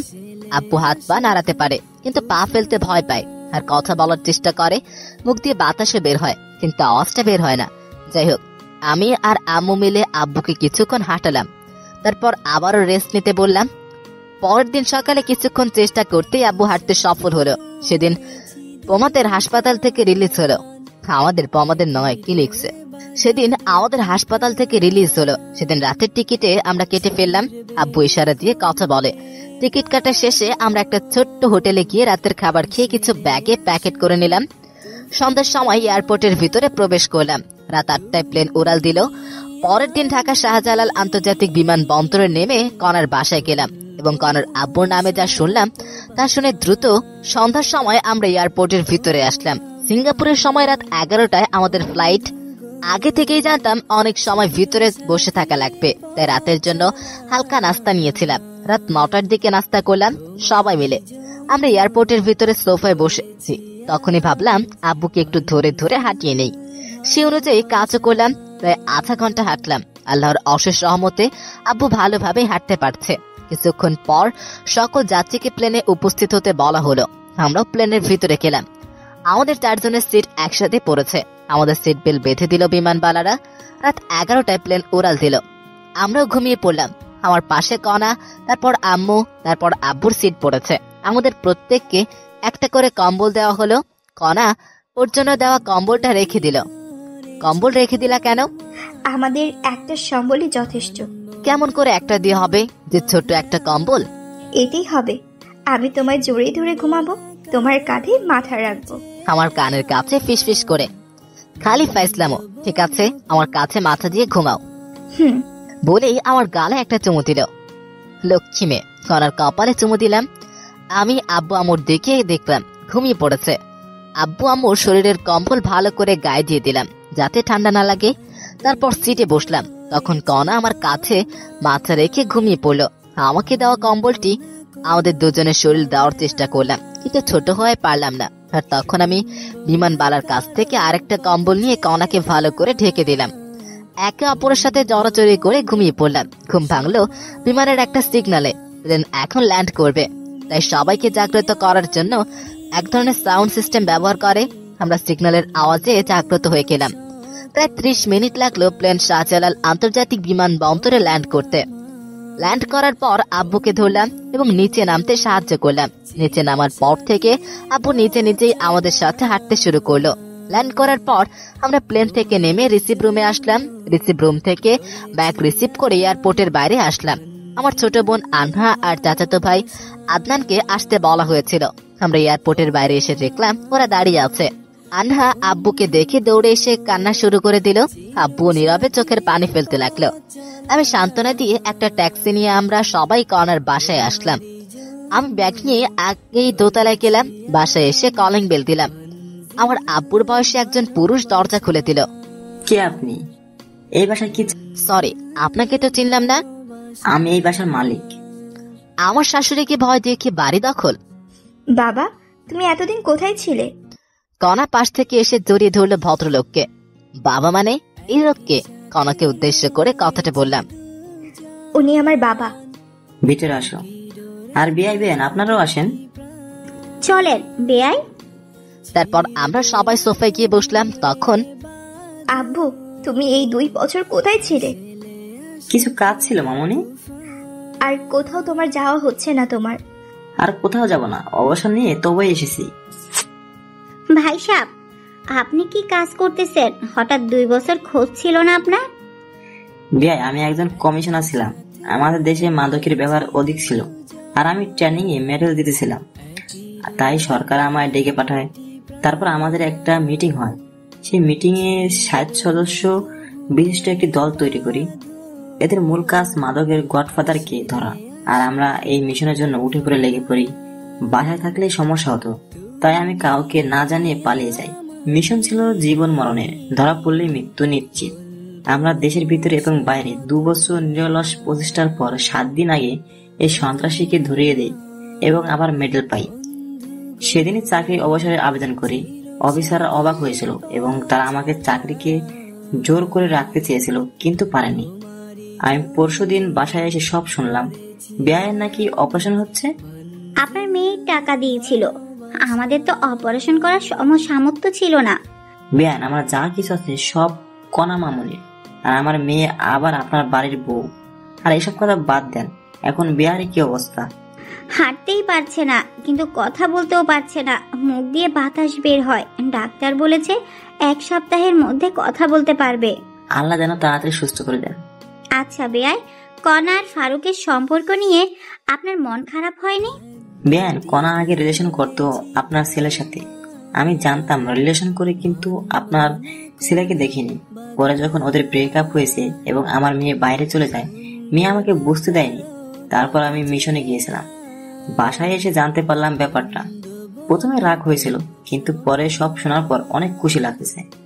বেয়াই, আপনার মেয়েকে আমি অনেক পছন্দ করি, তাই ফারুক যখন ওদের ব্রেকআপের কথা বলল তখন ওর সাথে অনেক রাগারাগি করেছি, কিন্তু সবকিছু বিবেচনা করে মেনে নিতে হয়েছে। অনেক ভালো লাগলো ভাই, আমরাও রিলেশন করে বিয়ে করেছি, আমার মেয়েও। আমরাও সেম।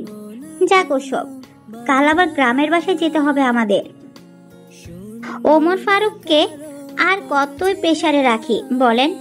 এমনি ওর বেতন অল্প, আবার যদি পরিবার সহ ঢাকায় আসি তাহলে অনেক টাকা খরচ হবে, তাই চলে যাব। কি বলেন ভাই, সামনে আমার একটা ফ্ল্যাট আছে, 5 তলা ফ্ল্যাট, সেখানে 4 তলায় আপনারা থাকবেন। বেয়াই অনেক উপকার করেছেন, তার জীবনে শোধ করতে পারবো না, আর উপকার করবেন না। আচ্ছা বেয়াই, আগে আপনার বেয়াই সুস্থ হোক, ও সুস্থ হলে যে কোম্পানিতে চাকরি করত সেখানে আবার জয়েন করতে পারবে। রেফারেন্স আছে তো, শুধু সুস্থ হলে আবার ঢাকায় আসবো। আচ্ছা ঠিক আছে, কিন্তু এদের বিয়ের ডেট ঠিক করতে হবে না? কিছুদিন যাক। তবু কতদিন পর? 6 মাস পর। কি বলবো তুমি? আচ্ছা ঠিক আছে, এখন চলেন, সকালের খাবার খেতে হবে। আব্বু, প্রচুর খিদা লাগছে, আর আমরা খেয়ে ঘুমাবো। ঘুম হয়নি রাতে? হারামজাদি আমার কাছে মাথা রেখে আরামসে ঘুমিয়েছে, আর এখন চাপা মারতেছে। সবাই ফ্রেশ হয়ে এসে টেবিলে বসো, আমি দেখি কোন আম্মুর রান্না কত দূর। তারপর আম্মু আর আব্বু গেস্ট রুমে গেল, সাথে আদনান আর আনহাও। আর কনা আমাকে টেনে ওর রুমে নিয়ে গেল।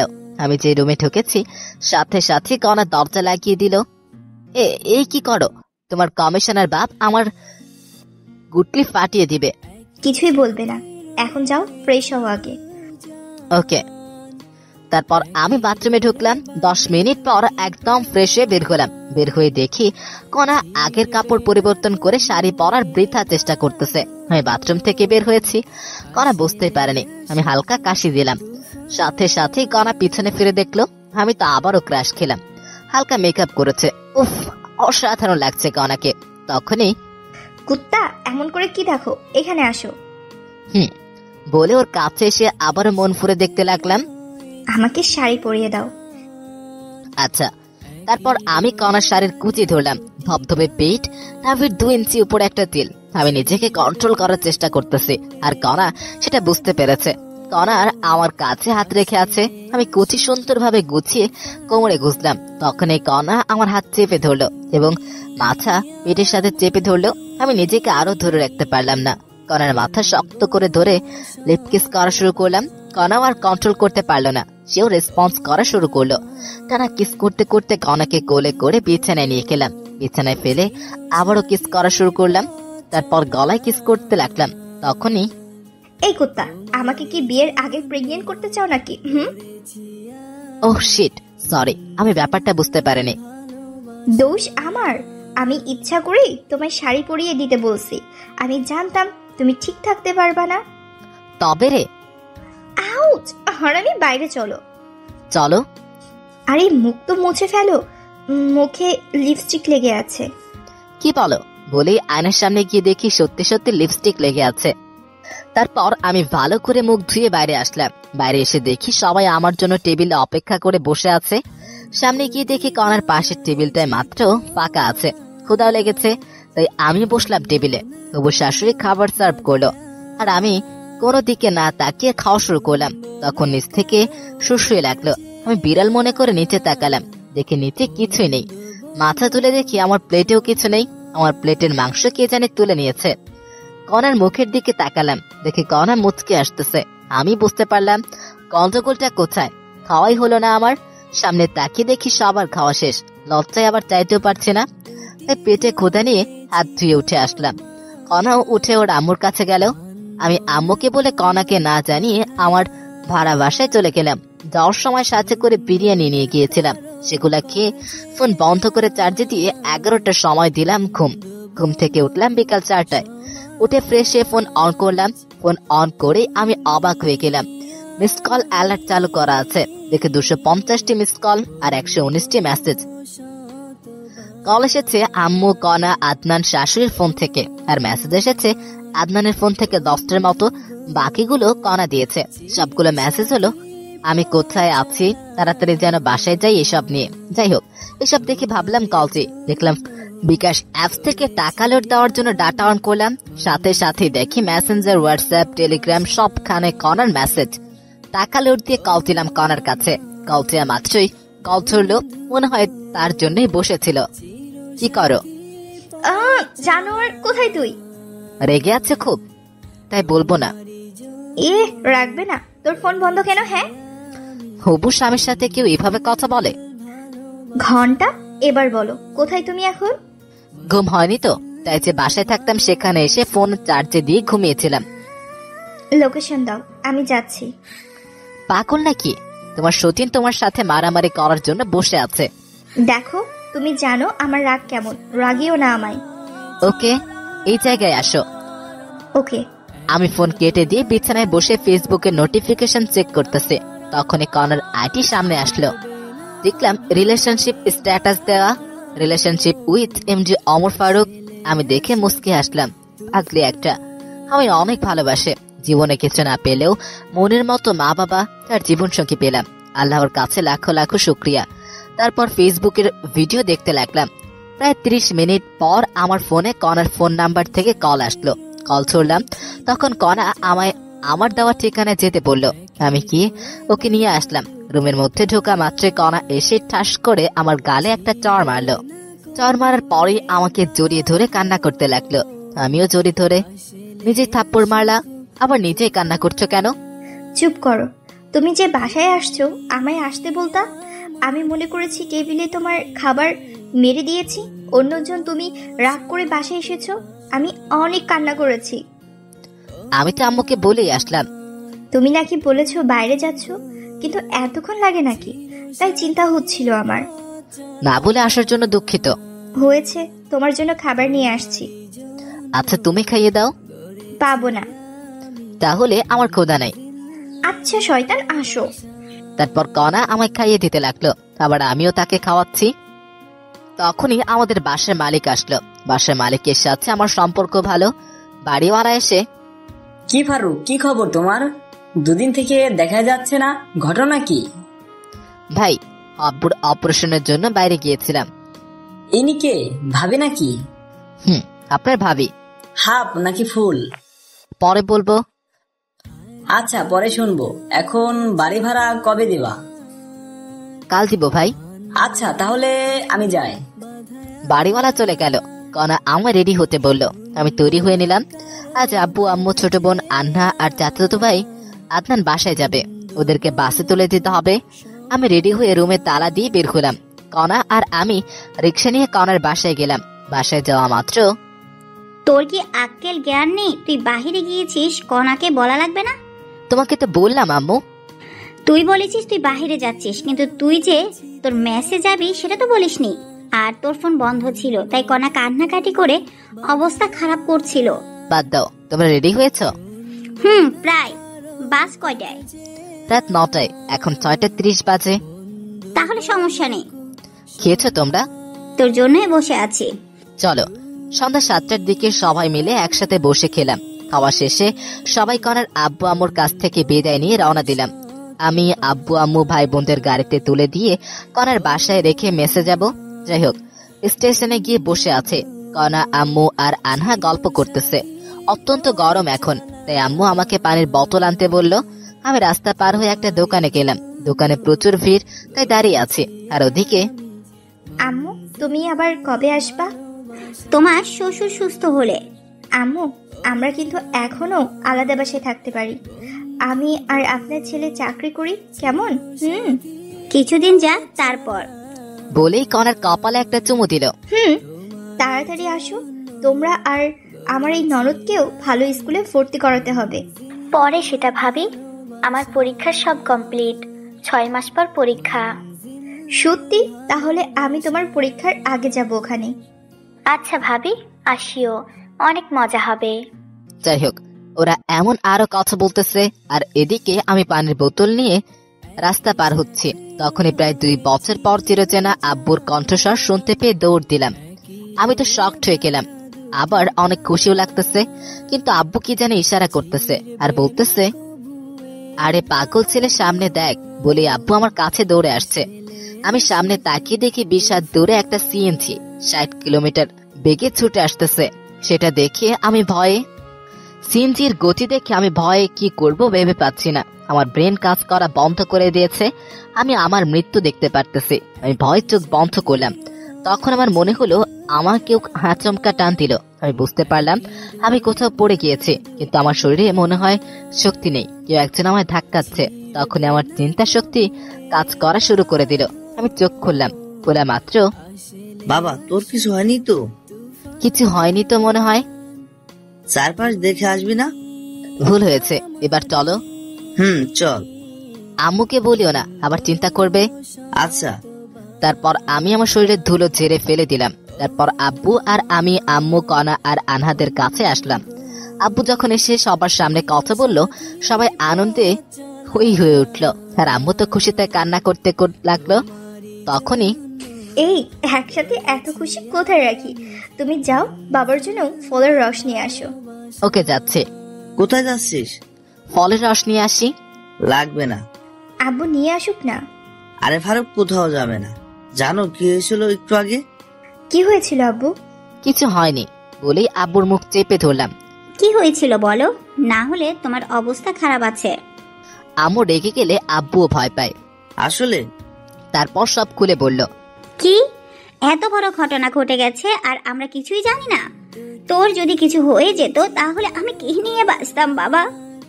আরে চিন্তা করো না তো, কিছুই হয়নি তো। হলে আর কি হতো, মরেই তো যেতাম। কান্না করার মতো কেউ নেই। এইসব কথা বলিস না বাবা, আমার একটাই ছেলে বাবা। চলো তো একটু ওয়াশরুম যাব। চলো। তারপর আম্মুকে চুপ করে থাকতে বললাম। আব্বু আমার আম্মুকে সান্ত্বনা দিচ্ছে, আর আমি কণাকে নিয়ে বাস কাউন্টারে ওয়াশরুমে ঢুকলাম। কণা ভিতরে ঢুকে উকি দিয়ে কি জানে দেখলো। তারপর হঠাৎ দরজা বন্ধ করে দিয়ে আমার শার্টের কলার ধরলো। তখন এই কি করছো? তুই কি বললি কিছুক্ষণ আগে? কি বলছে আমি? কি বললি তুই? মরে যাবি। তোর কিছু হলে আমি কি নিয়ে বাঁচবো বল? সরি, আর বলবো না। সাবধানে দেখে শুনে বের হবা, ঠিক আছে? তোমার কিছু হলে আমি কি নিয়ে বাঁচবো? কলার ছেড়ে দিয়ে আমায় জড়িয়ে ধরে কান্না করতে করতে কথাগুলো বলল। তোমার আর আম্মুর দেওয়া আর আল্লাহর রহমত থাকলে আমার কিছুই হবে না। সব সময় তোমার জন্যই দোয়া করি। আমি এবার কিস করো। তাই তো তোমায় অনেক ভালোবাসি। কচু বাসো, তাই তো আমার কথা চিন্তাও করো না, শুধু বাজে কথা বলো। মৃত্যু ছাড়া আমি তোমায় ছেড়ে কোথাও যাব না। জানো, আমার না খুব কান্না আসছিল যখন তুমি কথাগুলো বলেছিলে। মনে হচ্ছিল ধরে থাপ্পড় মারি আর বলি তোমায় অনেক ভালোবাসি। ওসব আমি ইচ্ছে করে বলেছে। দেখলাম তুমি আমায় কেমন ভালোবাসো, বলেই চোখের পানি মুছে দিলাম। এবার চলো বাইরে যাব, না হলে অনেকে খারাপ ভাববে। আমার কপালে চুমু দিয়ে চলো। তারপর আমি আর কণা সবার কাছে আসলাম। কিছুক্ষণ পর বাস আসলো। আমি সবাইকে বাসে তুলে দিলাম, সবার জন্য হালকা খাবার কিনে দিলাম। বাস ততক্ষণ ছিল যতক্ষণ দাঁড়িয়ে ছিলাম। তারপর আমি আর কণা সিএনজি নিয়ে বাসায় আসলাম। কণাকে বাসায় নামিয়ে দিয়ে আমি আবারও আমার ভাড়া বাসায় চলে গেলাম। আমি আজ অনেক হেঁটেছি এবং কাজও করেছি। তুই অনেক ক্লান্ত থাকায় ঘুমিয়ে পড়লাম। ঘুম ভাঙলো কণার ফোনে। কল ধরেই দিলে তো ঘুমের 69 বাজিয়ে। আইসে আমার জমিদার সাহেব, উঠে তাড়াতাড়ি অফিসে আসো। আচ্ছা যাবো নে। আচ্ছা, আমি যাবার সময় তোমায় নিয়ে যাব। লাগবে না ম্যাম, আমারই ডিউটি আপনার বাসায়। ফারুক সাহেব তাড়াতাড়ি আসেন। আচ্ছা ম্যাম। কল কেটে দিয়ে ফোন দেখলাম 7:48 বাজে। আমার অফিস 9টায়। কণার বাসায় যাওয়া লাগবে 8:30-এ। বেশি সময় নেই হাতে, তাই বিছানা থেকে উঠে বিছানার কিছু না গুছিয়ে ফ্রেশ হলাম। তারপর রেডি হয়ে কণার বাসায় গেলাম। তবুও 10 মিনিট লেট করেছে। কণার বাসায় ঢুকলাম। জামাই না হতে আমায় এখন থেকে জামাই আদর করতেছে। যাই হোক, খাওয়া শেষে কণা লাঞ্চ বাটিতে প্যাক করে নিল। তারপর আমরা দুজন অফিসের উদ্দেশ্যে রওনা দিলাম। অফিসে ঢোকার পর আমি আমার কেবিনে গেলাম। কিছুক্ষণ পর সবাই আসলো। তখন কণা সবাইকে ডাকলো। সবাই মিটিং রুমে গেল, সাথে আমিও মিটিং রুমে। শুনেন আপনারা, আমাদের অফিসের অনেক লোকসান হচ্ছে। ম্যাম, আমরা তো ঠিকভাবে কাজ করি, সর্বোচ্চ দিয়ে কাজ করি। সবাই তো করে না। ম্যাম, এই অফিসের ক্ষতি হলে অফিস বিক্রি করে দিবে, তখন আমরা কোথায় যাব? আর গেলেও হয়তো বা এমন বস পাবো না। আর এই অফিস আমাদের সব সময় সাথ দিয়েছে। অফিসের লোকসানের সময় আমরা কাজ করে তা পুষিয়ে দেব। সাবাস, আপনারা সবাই এরকম মন মানসিকতা নিয়েই কাজ করবেন। আমরা তাই করব ম্যাম। আরেকটা কথা, এ আমার ভালোবাসা এবং আমার হবু স্বামী। সব মেয়েই ওকে দুলাভাই না হলে ভাইয়া বলে ডাকবা। আমাকে ওর কাছে এনে হাত ধরে বলল, ম্যাম খাওয়া দেন। আচ্ছা, আজ দিব। তারপর মিটিং শেষ করে দিল। কণা সবাইকে খাওয়ালো। তারপর আবারও কাজ করতে লাগলাম। অনেকদিন আসতে পারেনি, অনেক কাজ পড়ে আছে। কাজ করতে করতে দুপুর হয়ে গেল। লাঞ্চের সময় কণা ডাকলো। কণার কেবিনে লাঞ্চ করলাম। লাঞ্চ শেষে আবারও কাজ করতে লাগলাম। ছুটি হলে কণা আর আমি অফিসের গাড়ি নিয়ে একটু ঘুরে বেড়াই। তারপর কণার বাসায় গিয়ে রাতের খাবার খেয়ে বাসায় যাই। এভাবেই চলে গেল 7 দিন। অফিসের কাজের প্রচুর চাপ। কোম্পানির লোকসান সবাইকে দিয়ে তুলে নেওয়া হচ্ছে। এই মাসে প্রায় শেষ হয়ে যাচ্ছে। মাসের আছে 5 দিন। অফিসে যাওয়ার জন্য বের হয়েছি। তখনই মেসেঞ্জারে আমার গ্রামের এক বান্ধবীর কল পেলাম। কি রে ফারুক, কেমন আছিস? আলহামদুলিল্লাহ, তুই কেমন আছিস? দুলাভাই আর ভাগিনা কেমন আছে? ভালো ছিলাম, কিন্তু কয়েকদিন থেকে নেই রে মামা। কেন, কোনো সমস্যা হয়েছে কি? তো দুলাভাইয়ের হার্টের অপারেশন করা লাগবে। টাকা ম্যানেজ হয় নাই? সব কমপ্লিট। আর তুই তো জানিস আমরা পালিয়ে বিয়ে করেছি, এই জন্য এখনো মেনে নেয়নি। আর তোর দুলাভাইয়ের অসুস্থতার জন্য কোম্পানি থেকে লোন নিয়ে অপারেশন করাচ্ছি। খুব ভালো করেছিস। আমার কি কোনো হেল্প লাগবে? ঢাকায় আমার চেনা পরিচিত তুই আছিস। আর অপারেশনের সময় আমি মেয়ে মানুষ কেমনে দৌড়াদৌড়ি করব, তুই কি একটু 2 দিন সময় দিতে পারবি? আচ্ছা, কবে যাওয়া লাগবে? আজকে আয়, কাল তাহলে অপারেশন হবে। আচ্ছা, আমি আসতেছি। সীমার ফোন কেটে দিয়ে কণাকে টেক্সট করে জানিয়ে দিলাম আমি 2 দিন অফিস যেতে পারবো না। আমার বন্ধু অসুস্থ, অপারেশন হবে, তাই হাসপাতালে যাব। আর আমাকে এই 2 দিন কল দিও না। আমি জানি কণা আর আমায় 2 দিন কল দিবে না। তারপর আমি ব্যাগ গুছিয়ে রওনা দিলাম সীমার বাসার উদ্দেশ্যে। এই ঢাকার জ্যাম পার করে পৌঁছালাম 11টার সময়। সীমার বাসায় ঢুকলাম, দেখি দুলাভাই ভালোই অসুস্থ হয়ে গেছে। দুলাভাইয়ের সাথে কথা বললাম। দুলাভাইয়ের কথা বলতে সমস্যা হয়। তারপর সীমার সাথে ভালো মন্দ কথা বলে বিকেল বেলায় হাসপাতালে ভর্তি করার সিদ্ধান্ত নিলাম। সীমার বাসায় লাঞ্চ করে দুলাভাইকে নিয়ে 2টোর দিকে ঢাকা মেডিকেল হাসপাতালে ভর্তি করালাম। বিভিন্ন পরীক্ষা করার হলো এবং ডাক্তার বললেন রাত 10টায় অপারেশন করা হবে। ব্যাংকে গিয়ে টাকা ডিপোজিট করেন। তারপর সীমা ডাক্তার তো টাকা জমা দিতে বলল। চল ব্যাংকে যাব, তোর ভাগিনাকে রেখে যাই, বেশিক্ষণ লাগবে না তো। টাকা কোথায় আছে? আমার অ্যাকাউন্টে। চল তাহলে। তারপর সীমা দুলাভাইয়ের কাছে গেল এবং সব খুলে বলল। দুলাভাই তার ছেলে আবু হানিফকে রেখে যেতে বলল। আবু হানিফকে রেখে আমরা দুজন হাসপাতাল থেকে বের হয়ে রিক্সা নিলাম। তারপর ইসলামী ব্যাংকে গেলাম। ব্যাংক থেকে টাকা তুলে আবার সোনালী ব্যাংকে গেলাম। সেখানে টাকা জমা দিয়ে হাসপাতালে আসলাম। আমাদের মোট 2 ঘন্টা সময় লেগেছে। একটু দেরি হলে আর টাকা জমা দিতে পারতাম না, কারণ ব্যাংক 5টার সময় বন্ধ করে দেয়। আমরা হাসপাতালে এসেছি 6টার সময়। একটু পর আজান দিবে। দুলাভাই অনেক ভয় পাচ্ছে, অনেক ভীতু প্রকৃতির একজন মানুষ উনি। যাই হোক, দেখতে দেখতে অপারেশনের সময় হয়ে গেল। ডাক্তার দুলাভাইকে আইসিইউতে নিয়ে গেল আর আমরা বাইরে আছি। সীমার তো ভয়েস চুপসে গেছে আর আমিও চুপ করে আছি ভাগিনাকে সাথে নিয়ে। ভাবলাম একটু ফোনে গেমস খেলি, কিন্তু ফোন বের করে দেখি ফোন বন্ধ, কারণ ফোনেই চার্জ দেয়নি। ভাগনার দিকে তাকিয়ে দেখি ভাগ্নিয়া ঘুমিয়ে গেছে। তারপর আমি বসে থাকতে থাকতে কখন ঘুমিয়ে গেছে জানি না। ঘুম ভাঙলো লিপির। মামা, এই মামা, ওর খুশির খবর আছে। আমাকে ডাক দিল খুশি খুশি মনে। কি হয়েছে? তোর দুলাভাইয়ের অপারেশন সাকসেসফুল হয়েছে। 3 ঘন্টা পর জ্ঞান ফিরবে বলে ডাক্তার চলে গেল। দাঁড়া, আমি ডাক্তারের কাছ থেকে ভালো করে শুনে আসি। আচ্ছা যা। তারপর আমি ডাক্তারের কেবিনে গিয়ে সত্যতা যাচাই করে আসলাম। তখন রাত 2টা বাজে। আমি সীমার কাছে আসলাম। কিছুক্ষণ পর দুলাভাইকে একটা কেবিনে শিফট করা হলো। আমি অনেক খুশি হয়েছি। ডাক্তার প্রেসক্রিপশন দিল। আমি কি ওষুধ কিনে আনলাম। জ্ঞান ফিরলেই ওষুধ খাওয়াতে হবে। ওষুধ কিনে এনে দেখি অন্য রুমে শিফট করেছে। ওষুধ সীমাকে দিয়ে আমি ব্যাগ নিয়ে সোফায় শুয়ে পড়লাম। সীমাকে ঘুমানোর কথা বলে দিলাম। এক ঘুম থেকে উঠলাম খুব সকালে। সীমার দুলাভাইয়ের কথা শব্দে ঘুম থেকে উঠে দুলাভাইয়ের সাথে কথা বলে ফ্রেশ হতে গেলাম। ফ্রেশ হয়ে এসে দুনিয়ার যত গল্প আছে সব শুরু করে দিলাম। গল্প তার শেষই হবে না। ক্ষুধাও লাগছে, তাই নাস্তা নিতে ভাগনাকে সাথে করে বাইরে গেলাম। আমরা নাস্তা করে ওদের দুজনের জন্য নাস্তা নিয়ে আসলাম। নাস্তা করে ওষুধ খাওয়া শেষে আমি বাইরে গিয়ে 10 টাকা দিয়ে ফোনে চার্জ দিয়ে আসলাম। কনার ফোন কল দিলাম, কিন্তু ওর ফোন বন্ধ। তাই কনার আম্মুর কাছে কল দিলাম। কনা নাকি ওর মামার বাসায় ঘুরতে গেছে, 7 দিন পর আসবে। কনার সাথে কথা বলতে পারলাম না, এই জন্য খারাপ লাগছে। মন খারাপ করে আবারও সীমা আর দুলাভাইয়ের কাছে গেলাম। সেদিন বিকেলবেলা রিলিজ নিলাম আমরা।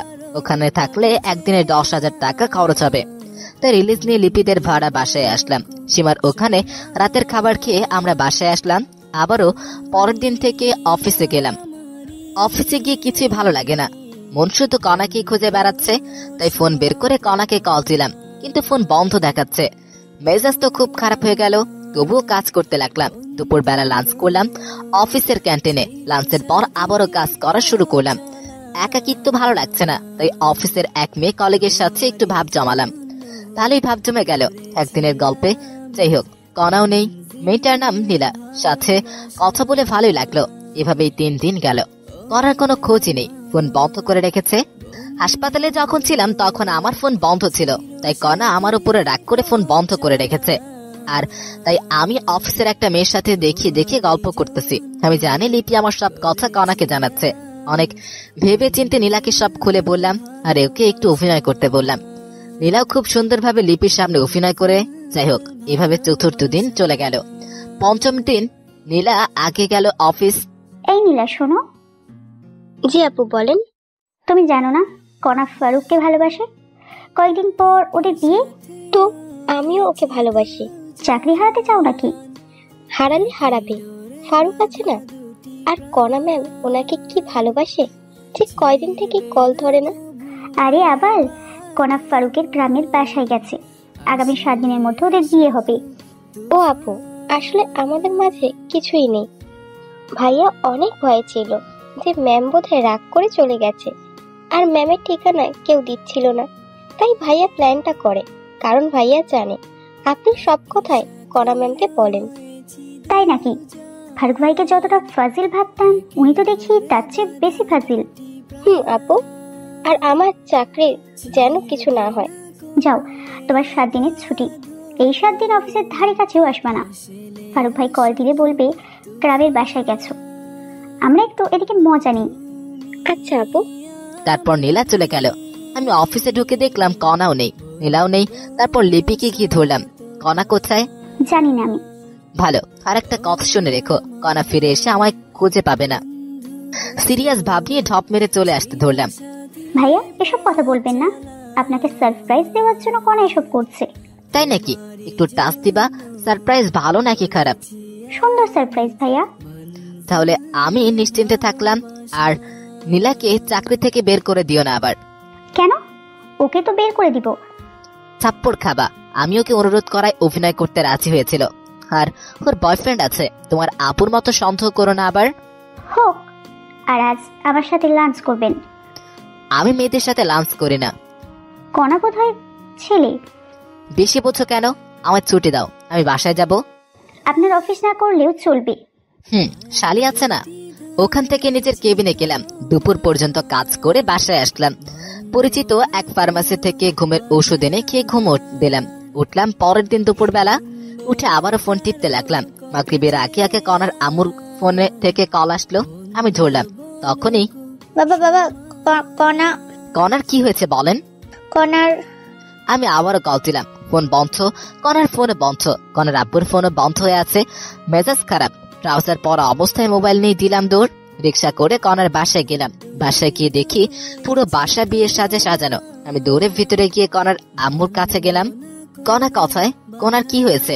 ওর আজ বিয়ে বাবা, অন্য একটা ছেলের সাথে। ওই ছেলেটাকে ভালোবেসে ফেলেছে এই কয়দিনে। কি বলেন আপনি? আর আমি কি? বাবা, আমার কাছে কিছু বলে লাভ নেই।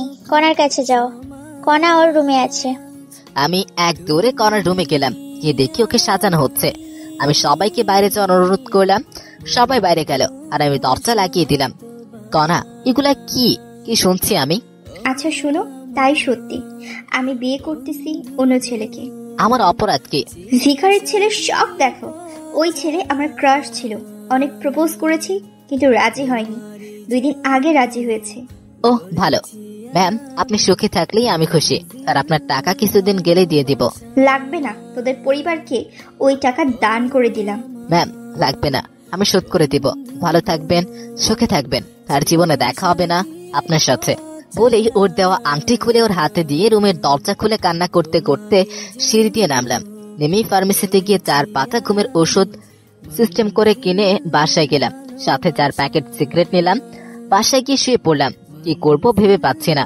ভাবতেছি আত্মহত্যা করব, আবার বাবা মায়ের মুখের দিকে তাকিয়ে করতে মন চাচ্ছে না। আমি পানি আনলাম, ঘুমের ওষুধ খেয়ে শুয়ে যাব। ঘুমানোর আগে কনাকে দেওয়ার জন্য একটা মেসেজ লেখা শুরু করলাম। তখনই আমার ফোনে কনার ফোন থেকে কল আসলো। আবারও কল দিয়েছো কেন? বললাম না আমি কোনোদিন তোমায় ডিস্টার্ব করব না। আর প্যাক প্যাক না করে তোমার দরজা খুলে দাও। আমি ঘুমাচ্ছি, দরজা খুলতে পারবো না। খুলবি নাকি 999+ কল দিব? দরজার সামনে কে? খুলে দেখ আগে। ফোন কেটে দিয়ে দরজা খুলে দেখি আমার আব্বু আম্মু আর কনার আব্বু আম্মু দাঁড়িয়ে। কোথাও যাওয়া হবে না। আরে আপনারা ভিতরে আসুন। আসতেছি। তারপর সবাই বসলো আমার বিছানায়। আমি চেয়ার নিয়ে আসলাম। তখনই বাবা, আমরা কখনো কল্পনা করতে পারিনি এমন কিছু হবে। আরে আঙ্কেল, কি করছেন আপনি? আমি আপনার ছেলের মতো, আর আপনার এখানে করার কিছুই নেই। তবুও আমাদের অনেক খারাপ লাগছে বাবা। আন্টি, আমি কনাকে ভালোবেসেছি। আমি চাইবো অবশ্যই সে সুখে থাকুক। আর কনা এখন তার মনের মতো পাত্র পেয়েছে আর সুখে থাকবে, এতে আমি খুশি। তাহলে তুমি একটা মেয়ে দেখে বিয়ে করো। আমি আর বিয়ে করতেছি না। কেন বাবা? অত্যন্ত পার্সোনাল আঙ্কেল। আর আপনার মেয়ের বিয়ে, আর আপনারা এখানে অনেকে আবার অন্য কিছু ভাববে। ভাবলাম তুমি যদি আবার কোনো অঘটন ঘটাও। আমি আত্মহত্যা করলে আমার বাবা মায়ের কি হবে? সারা জীবন না হয় কনার ছবি সাথে নিয়েই থাকবো। আচ্ছা আপনারা থাকেন, আমি কিছু নিয়ে আসি। বলেই দরজা দিয়ে বাইরে যাওয়ার জন্য। কোথাও যাওয়া হবে না। রেডি? আমার কলার ধরে দরজা দিয়ে ভিতরে ঢুকলো। আমি কিন্তু কিছুই করিনি, ভয়ের ঠেলায় চেয়ারে বসে গেছি। সেটা জানা আছে, এখন বসে থাকো তুমি। দুলা ভাই, কেমন দিলাম সারপ্রাইজ? কারো ফাটে, কেউ হাসে। কেমনটা লাগে? আমার কথা শুনে সবাই হাসতে লাগলো। তারপর কাজী রুমে প্রবেশ করলো, সাথে ইমাম আর মুয়াজ্জিন। আমার 2 রুম মানুষ দিয়ে ভর্তি হয়ে গেল। তখনই আঙ্কেল, প্রেমিকার বিয়ে প্রেমিকের সামনে পড়াবেন নাকি? আমি বাইরে যাচ্ছি। আরে গাদা, তোর সাথেই কন্যার বিয়ে। তাহলে যে বললো কনা আরেকজনকে ভালোবাসে? আমি সব বলবো, কিন্তু পরে বলবো। আচ্ছা, তোমাকে শিক্ষা দিব আমি কি জিনিস। যাই হোক, অনেক কাহিনী শেষে বিয়ে পড়ানো শেষ হলো। আবারও কার আসলো? আমাদের সবাইকে আমাদের গনাদের বাসায় নিয়ে যাওয়া হলো। সেখানে গিয়ে দেখি আমার ভার্সিটির সব বন্ধুই আছে। ওদের সাথে অনেকদিন দেখা হয় না, কথাও হয় না। আমি তো ওদের থেকে অনেক খুশি। আমার সব বন্ধু বিয়ে করেছে, অনেকে বাচ্চাও আছে। আর আমার বন্ধুদের সাথে আমি ইচ্ছে করে যোগাযোগ করিনি। যাই হোক, আমার বাসায় রেজিস্ট্রি হলো, এখানে কবুল বলানো হলো। রাত 2টার দিকে বিয়ে পড়ানো, খাওয়া দাওয়া শেষ। তারপর আবার আমাদের গাড়িতে করে নিয়ে যাওয়া হচ্ছে। কনা আর আমি পাশাপাশি। বুঝলাম না কোথায় যাচ্ছি আমরা। আমাদের বর্তমান ঠিকানায়। বুঝলাম না। তোমায় বুঝতে হবে না, আমাদের 5 তলা বাসায় 2য় তলা আমাদের থাকার জন্য ফাঁকা করা হয়েছে। এখন থেকে আমি আর তুমি, আমার শ্বশুর শাশুড়ি, মা সবাই একসাথে সেখানেই থাকবো।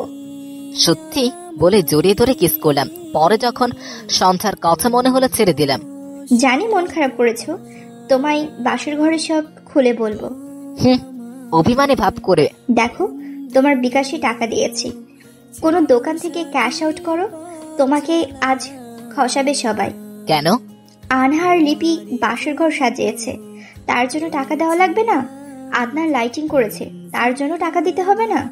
না, আমি কিছুই দিব না। মন খারাপ করে সিটে হেলান দিলাম। আচ্ছা বলেই কাছে হেলান দিল। আমি আর ওকে সরিয়ে না দিয়ে শুয়ে থাকলাম। কিছুক্ষণ পর একটা 5 তলা বাসার সামনে আসলাম। বাড়িটা লাইটিং করা। আমার বুঝতে বাকি থাকলো না আমরা কোথায় এসেছি। আমি নেমে সোজা সিঁড়ি দিয়ে উঠতেছি। তখনই এই জমিদারের পোলা, তোর বউকে কে নিয়ে যাবে? এটা আসবে। আমি হেঁটে যাচ্ছি। তারপর কনা উঠতে ধরলো। কাপড় লম্বা আর মাটিতে লেগে থাকার কারণে পায়ের সাথে লেগে পড়ে গেল। সাথে সাথে আমি দৌড়ে নিচে নেমে আসলাম। ব্যথা পেয়েছো? না। কোলে করে নিয়ে যা হারামজাদা, দেখিস না হাঁটতে পারছে না। তারপর ভদ্র ছেলের মতো কনাকে কোলে নিলাম। তারপর সিঁড়ি দিয়ে ওঠা শুরু করলাম। সবাই হাততালি দিচ্ছে আর কনা আমার হাতে কামড় দিল। আরে করো কি, ফেলে দিব কিন্তু। মার খাবা নাকি চুপচাপ নিয়ে চলো? তারপর আমি দোতলায় উঠলাম। কনাকে কোলে নিয়ে আমার বাসুর ঘরে ঢুকতে দেওয়া হলো। তারপর আমি দোতলায় উঠলাম। কনাকে কোলে নিয়ে আমার বাসুর ঘরে ঢুকতে দেওয়া হলো না। আমায় সোফায় বসিয়ে রাখা হলো আর কনাকে লিপি এবং আনহা মিলে একটা রুমে নিয়ে গেল। আমি সোফায় বসে থাকতে থাকতে বিরক্ত হয়ে গেলাম। সাথে সাথেই ফ্রি ফায়ার বের করে খেলা শুরু করলাম। জানি না কতক্ষণ গেছে। কিছুক্ষণ পর আনহা এসে আমার ফোন কেড়ে নিল। ফোন দে, মাইনাস লাগলে ফাটাবো তোকে। আমি খেলতেছি, তুই রুমে যা, তোর জন্য ভাবি বসে আছে। ভাবি হয়, একটু সময় দে, আমি ম্যাচটা শেষ করি। যা বলছি, নাহলে আব্বু এসে থাপ্পড় মারবে। ইয়ে মানে আনহা, রুম কোনটা রে? আজকে প্রথম আসলাম তো এই বাসায়। টাকা দে আগে। ভাগ, লাগবে না, আমি যাবই না। কিছু তো দে। ধর। ওই রুমে যা। আচ্ছা।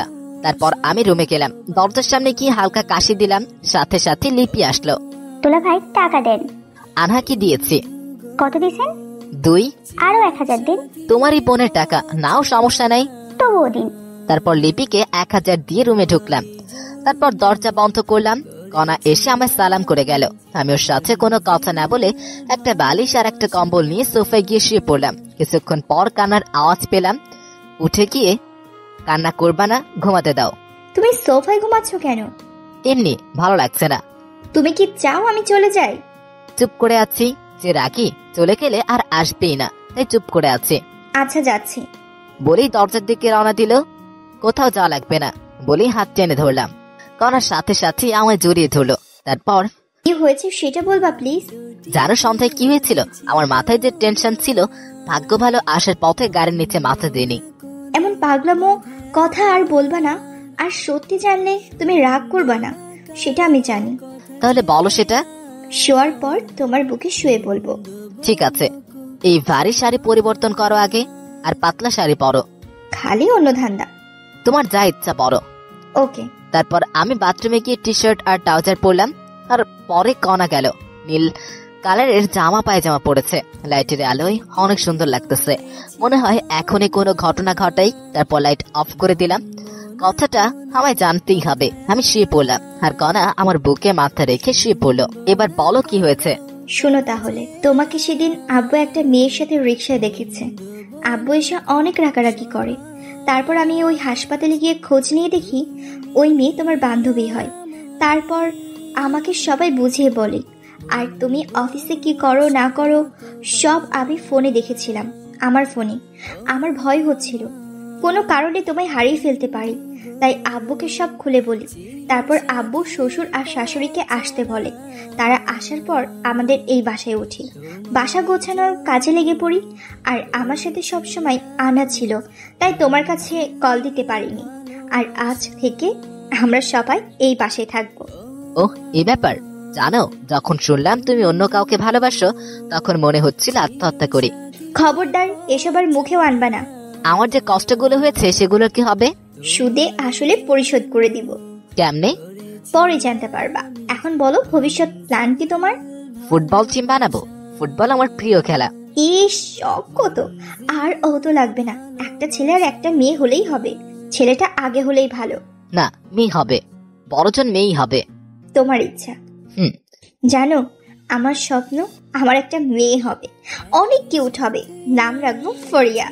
ফরিয়া আমাদের পরিবারের সবারই আদরের হবে, পরিবারের সবাইকে মাতিয়ে রাখবে, দাদু দিদার সাথে খেলবে, এইটুকুই। তাড়াতাড়ি আমার মেয়ে চাই।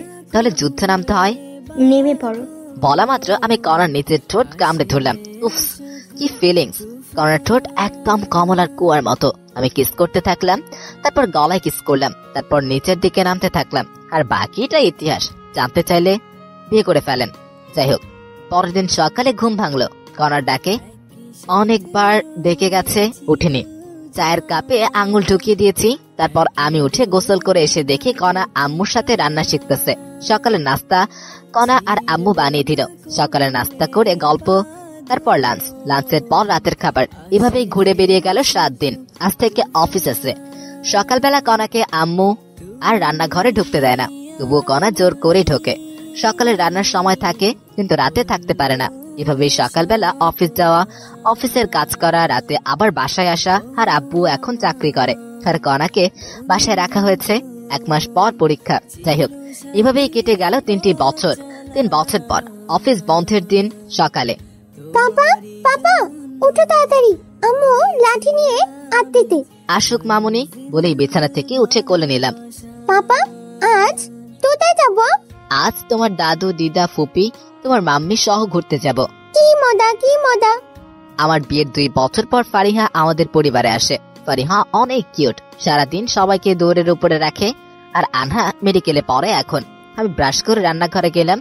আমি যাওয়া মাত্রই আম্মু অজুহাত দিয়ে চলে গেল। আম্মু বুঝতে পারছে। আমি কণাকে পিছন থেকে জড়িয়ে ধরলাম। কণার সাথে সাথে নড়াচড়া বন্ধ করে দিল। কি করো? আম্মু আসবে। আরে আসবে না। কি শুরু করছো? শুরুই করলাম না। ঠিক আছে যাচ্ছি। দাঁড়াও, বাজার করে এনে দাও। আচ্ছা লিস্ট দাও। দাঁড়াও। তারপর আমি ব্যাগ নিয়ে বের হলাম। তখনই কণা আমায় ডেকে রান্নাঘরে নিয়ে গেল। লক্ষ্মী ছেলের মতো বাজার করবা, রাস্তা দেখে পার হবা। তারপর আমি বাজারে গিয়ে লিস্ট অনুযায়ী বাজার করলাম। বাজার নিয়ে বাসায় আসলাম লাঞ্চের দিকে। বাসায় এসে গোসল করে টেবিলে বসলাম। আমাদের অভ্যাস হয়ে গেছে, সবাই আম্মুর হাতের তোলা ভাত খাই। আজও আম্মু সবাইকে তুলে খাওয়াচ্ছে, আর আমরা সবাই তৃপ্তি সহকারে খাচ্ছি। আমরাও আবার আম্মুকে তুলে খাওয়াচ্ছি।